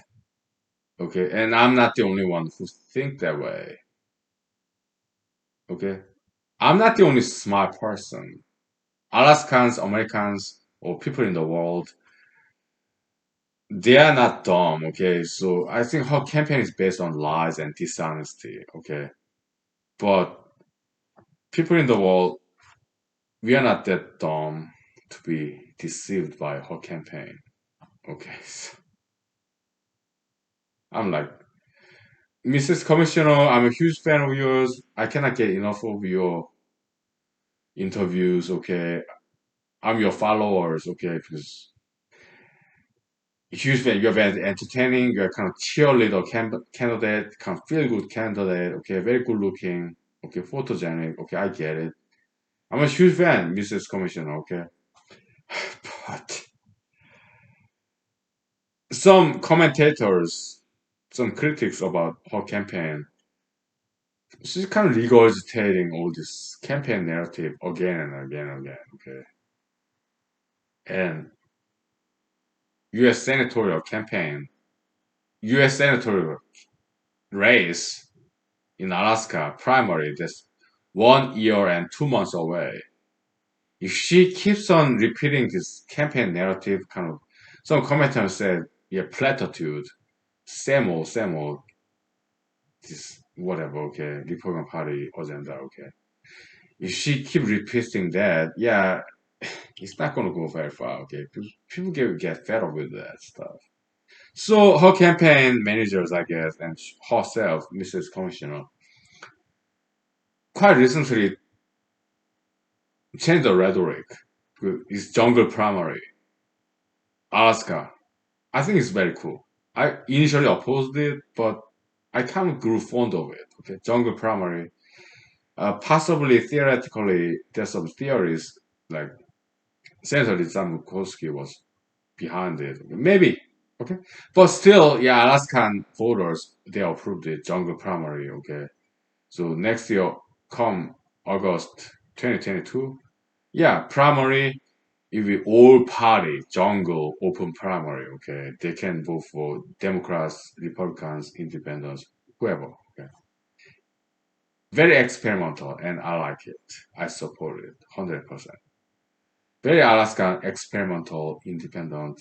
Okay, experimental. I think it's a good idea. So Mrs. Commissioner's campaign, they kind of become more like Democratic Party to get some Democratic votes. Okay, so I noticed that. Okay, some evolution, some change in Mrs. Commissioner's campaign strategy. Okay, I was observing that, and that was very interesting. Okay, so yeah, kind of mutation, adaptation, mutation, adjustment. Yeah, it was very interesting and entertaining to watch how campaign evolve. Okay, yeah. How about my campaign? Does it evolve? Does it change? No. Mrs. Commissioner, she's kind of like she's new in politics, but her campaign model is based on old politics. Okay, just adapt and adjust, going along the mainstream wherever wind blows. Okay, because she's like President Trump, President Obama, or Madam Secretary Hillary Clinton. Okay, they will say anything or do anything to get elected. Okay, this Obama, Hillary Clinton, and Donald J. Trump. Okay, so Mrs. Commissioner, her campaign is modeled after that old politics, old political campaign. Wherever wind blows, okay, no backbone. It's like jellyfish, okay, according to current mainstream, okay, it's just whatever, okay. They'll say and do anything to get elected. Okay. I'm not that. I never change my campaign rhetoric. I do change. Yes, I became more like liberal a little bit, okay, because after January 6th, I got out of Republican Party. Eh? And later I learned more about liberal values. Yeah, I do change, but maybe she and I are not that different. Okay. I think she's good enough to maybe to get elected because maybe I'm just too smart, too wise, too ahead of time to get elected. Maybe. Whatever. But even if Mrs. Commissioner get elected, yeah, I'll be fine with that. But because she's very entertaining, okay. I mean, not too much. Not. I don't think she's very intellectually sophisticated. She's just too busy with taking donation money, shaking hands. Okay, she doesn't have very good ideas, brand new ideas. She's not very creative. Okay, but she's an interesting candidate. Okay, but there are some other interesting candidates. Beside myself, there are some others too. Okay, yeah, some dark horse candidates like myself. Okay, there's some still other interesting candidates. Okay, and I would love to meet them and see them perform. Okay, but Mrs. Commissioner, I think she's not too bad. Okay, I mean she's not as strong a candidate as I am, in my opinion. Okay, but we cannot fault her for not being as good as me. Yeah, I'm being narcissistic here. arrogant. But I'm a humanologist candidate. Okay, she's not. Yeah, she's just old school kind of tradition. Okay. But she got backed by Republican Party nationwide, not just from Alaska. Fox News, media. So she's not exactly like David versus Goliath. But she said that. Okay. And I voiced my objection. Okay. You know what? You portray yourself as a pastor of a Christian church, Pentecostal church. You should know better. Okay. I think she started her campaign with lies, and I think she's still lying, being very dishonest. Okay, all these election polls, liberalistic or conservative election polls, and she portraying herself as David on when she's backed by Newsmax, Open America News Network, Fox TV, or Breitbart, all these armors and huge swords. That's not David. That's not some underdog David, Shepherd David. No, she's not that. She should know better. She's a pastor of some Pentecostal church. She should know better, okay? She's not thinking, okay? So, to me, she's a hollow candidate like Trump, Obama, right?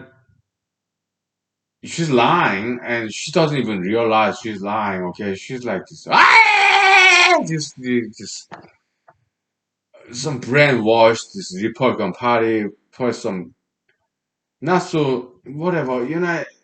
I love Christianity, but her Christianity, I question her religion. And she's like, she's like, whatever, okay. I mean, I do question her religion, Christianity, okay. I'm a Christian myself, okay, kinda, okay. But yeah, Republican Party is Manchurian candidate and brainwashing, okay. I think that's what she represents. Okay, she's going along. Okay, whatever she was to say, whatever to get elected, like Trump, Obama, Hillary Clinton. Okay, so I will not vote for her, but I do enjoy her performance because it's too entertaining. Yeah, she's kind of cute, pretty girl. Okay, yeah, she's good looking. Okay, photogenic, kind of cheerleader candidate, feel good candidate. Okay,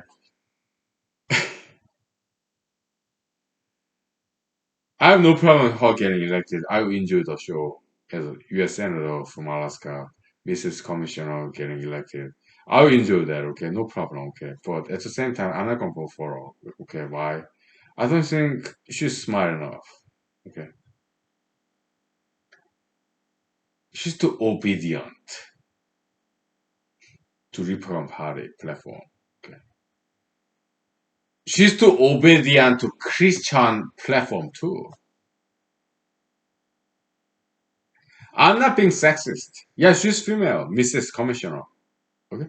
But she's too obedient to Christian religion and Republican Party platforms. Okay? That's not Alaska at all. Alaska is more about independence. We do our own things, okay?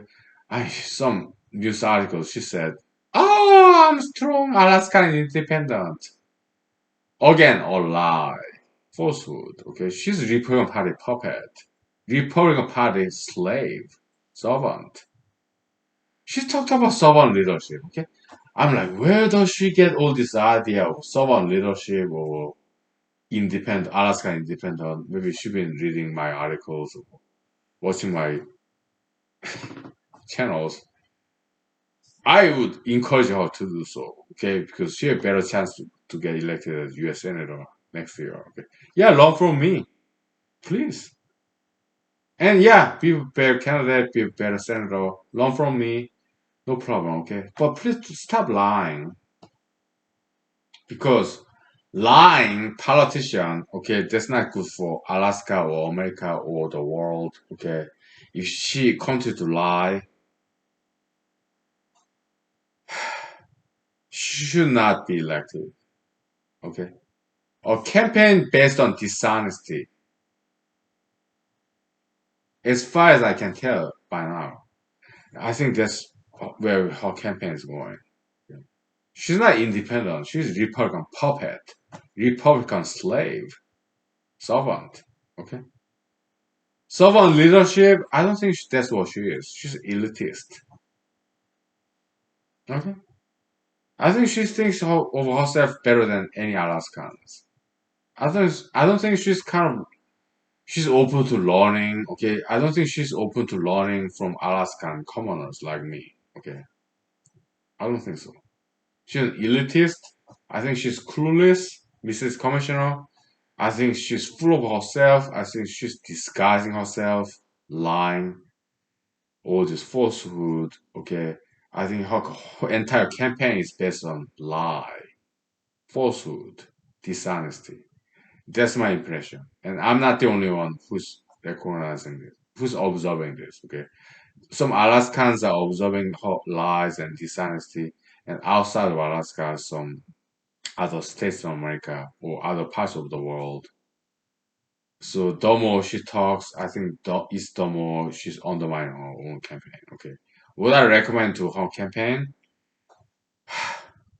be a good Christian and repent and start being honest, righteous, and truthful, and stop lying and stop being elitist. Humble yourself and be honest. Okay. If she keeps on lying like that, dishonest, she'll run out of rhetorics, okay? And she will never even not make top four next year. Primary, jungle primary, okay?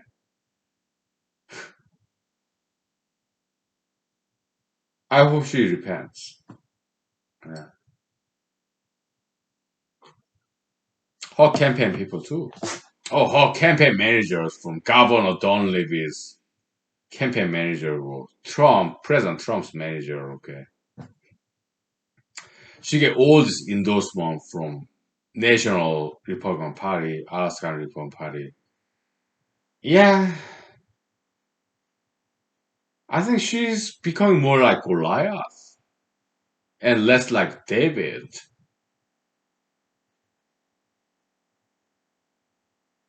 It's like she's kind of a Manchurian candidate, like programmed machine, hollow person, like Obama, Trump. It's like she has no backbone. Like she's like machine, programmed robot. And some Alaskans are so, well, it's their right to support whatever candidate, okay?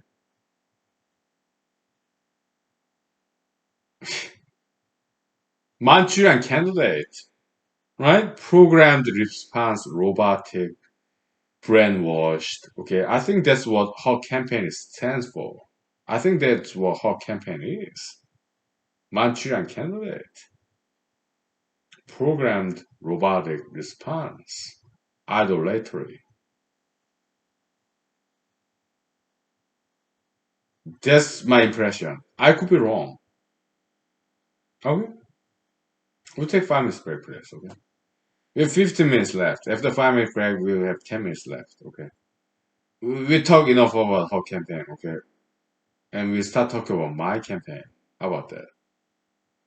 Okay, are you game? If you care, okay, yeah. You don't have to, okay? So yeah, but I'm just grateful that you are here with me. Yeah. Maybe you are watching this after I'm dead, 100 years later, or maybe what you watch this like the day after tomorrow, after this episode is uploaded. Okay. Either way, God bless you for generations to come. Okay, thank you.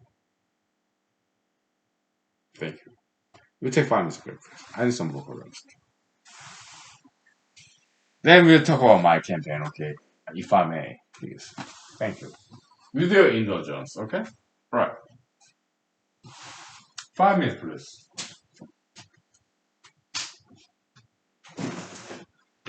All right.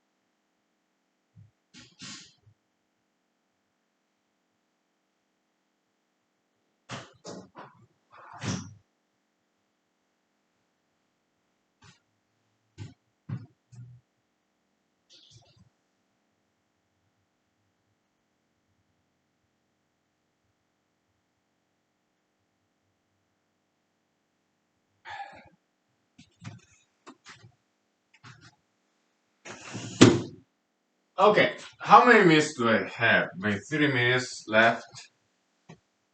5 minutes. Okay. Yeah, we make best use of this. So my campaign is about zero penny campaign, zero money campaign. Okay, maybe got some cues from 007, like money penny. Okay, yeah, 007. Okay, James Bond movie. Okay, so yeah, zero penny campaign. Okay, I'm an idealist and experimentalist as a scientist, as a scholar, academic. All right, perhaps too much of an idealist, puritanist, but I would not settle for anything less than that. Anything less than some kind of miracle. Okay? At the end of the day, I'm a Christian. I believe in miracles. Okay? So if Mrs. Commissioner is a fake Davidan, well, I believe I'm a true Davidan. Okay? I believe in miracles. David vs. Goliath. We have Senator Samukurski. Candidate, nationwide, international wide, this conservative backed senator candidate, U.S. Senate candidate, Mrs. Commissioner, Republican Party, Fox News, Newsmax, OANN, Breitbart, okay, all these conservative channels. But there are some other conservative channels who have some doubts about her. Even in Republican Party, conservatives, okay, they voiced some doubts about her candidacy, okay, and I was glad to see that, okay, because Americans, Alaskans, people in the world, even if they are maybe conservative Christians, even if they are Republicans, there are some smart people, okay, so they detected some of the lies and dishonesty, disingenuity in her campaign rhetoric, all right, just like I did. I'm no longer Republican. Am I Christian? Maybe just a little bit. Okay. Am I conservative? Yeah, some part of me is conservative, Republican, Christian, but not exactly. I'm independent thinker. All right. Some parts of me is Christian, Republican, conservative, but some other parts of me is some other religions or philosophies or different schools of thoughts. Because I'm academic, I'm scholarly, I'm objective scientist. Okay. Some parts of me is kind of more like liberalistic democratic party or secular. Okay. So I'm just independent thinker. Okay. Mr. Socrates, 500 BC, 2,500 years ago. Okay. I mean, he's advocated for free thinking, like Socratic method to his students. He would ask questions because he encouraged free thinking, the Socratic method, asking them questions as opposed to giving them answers. So I'm a huge fan of Mr. Socrates, 500 BC, okay? He did not indoctrinate or brainwash people, his students, okay? He encouraged free thinking, so he asked questions as opposed to giving them answers. Alright?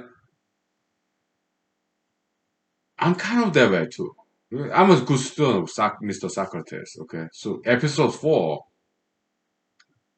Friday Night Live with Honky Lee. Okay, yeah, I'll ask them questions. Okay, mostly I was just listening. It's this kind of Socratic method. Okay, yeah, I was educated in that department. Okay,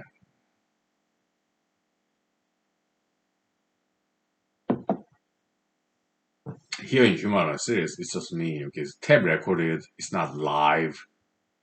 It's not interactive, but Friday Night Live, Funkily, yeah, it's interactive, at least in theory. Okay, so if you wanna join that discussion, please feel free. Okay, Friday Night Live, Funkily, Alaska time, 6 p.m. Okay, I'm kind of advertising. Okay. Okay. Yeah, Socrates, I'm a huge fan. Yeah, huge fan. He's cool. Okay. I'm a good student of Mr. Socrates, as well as Jesus, Buddha, Muhammad Allah, Confucius. Okay. Thank you. Good night. Bye.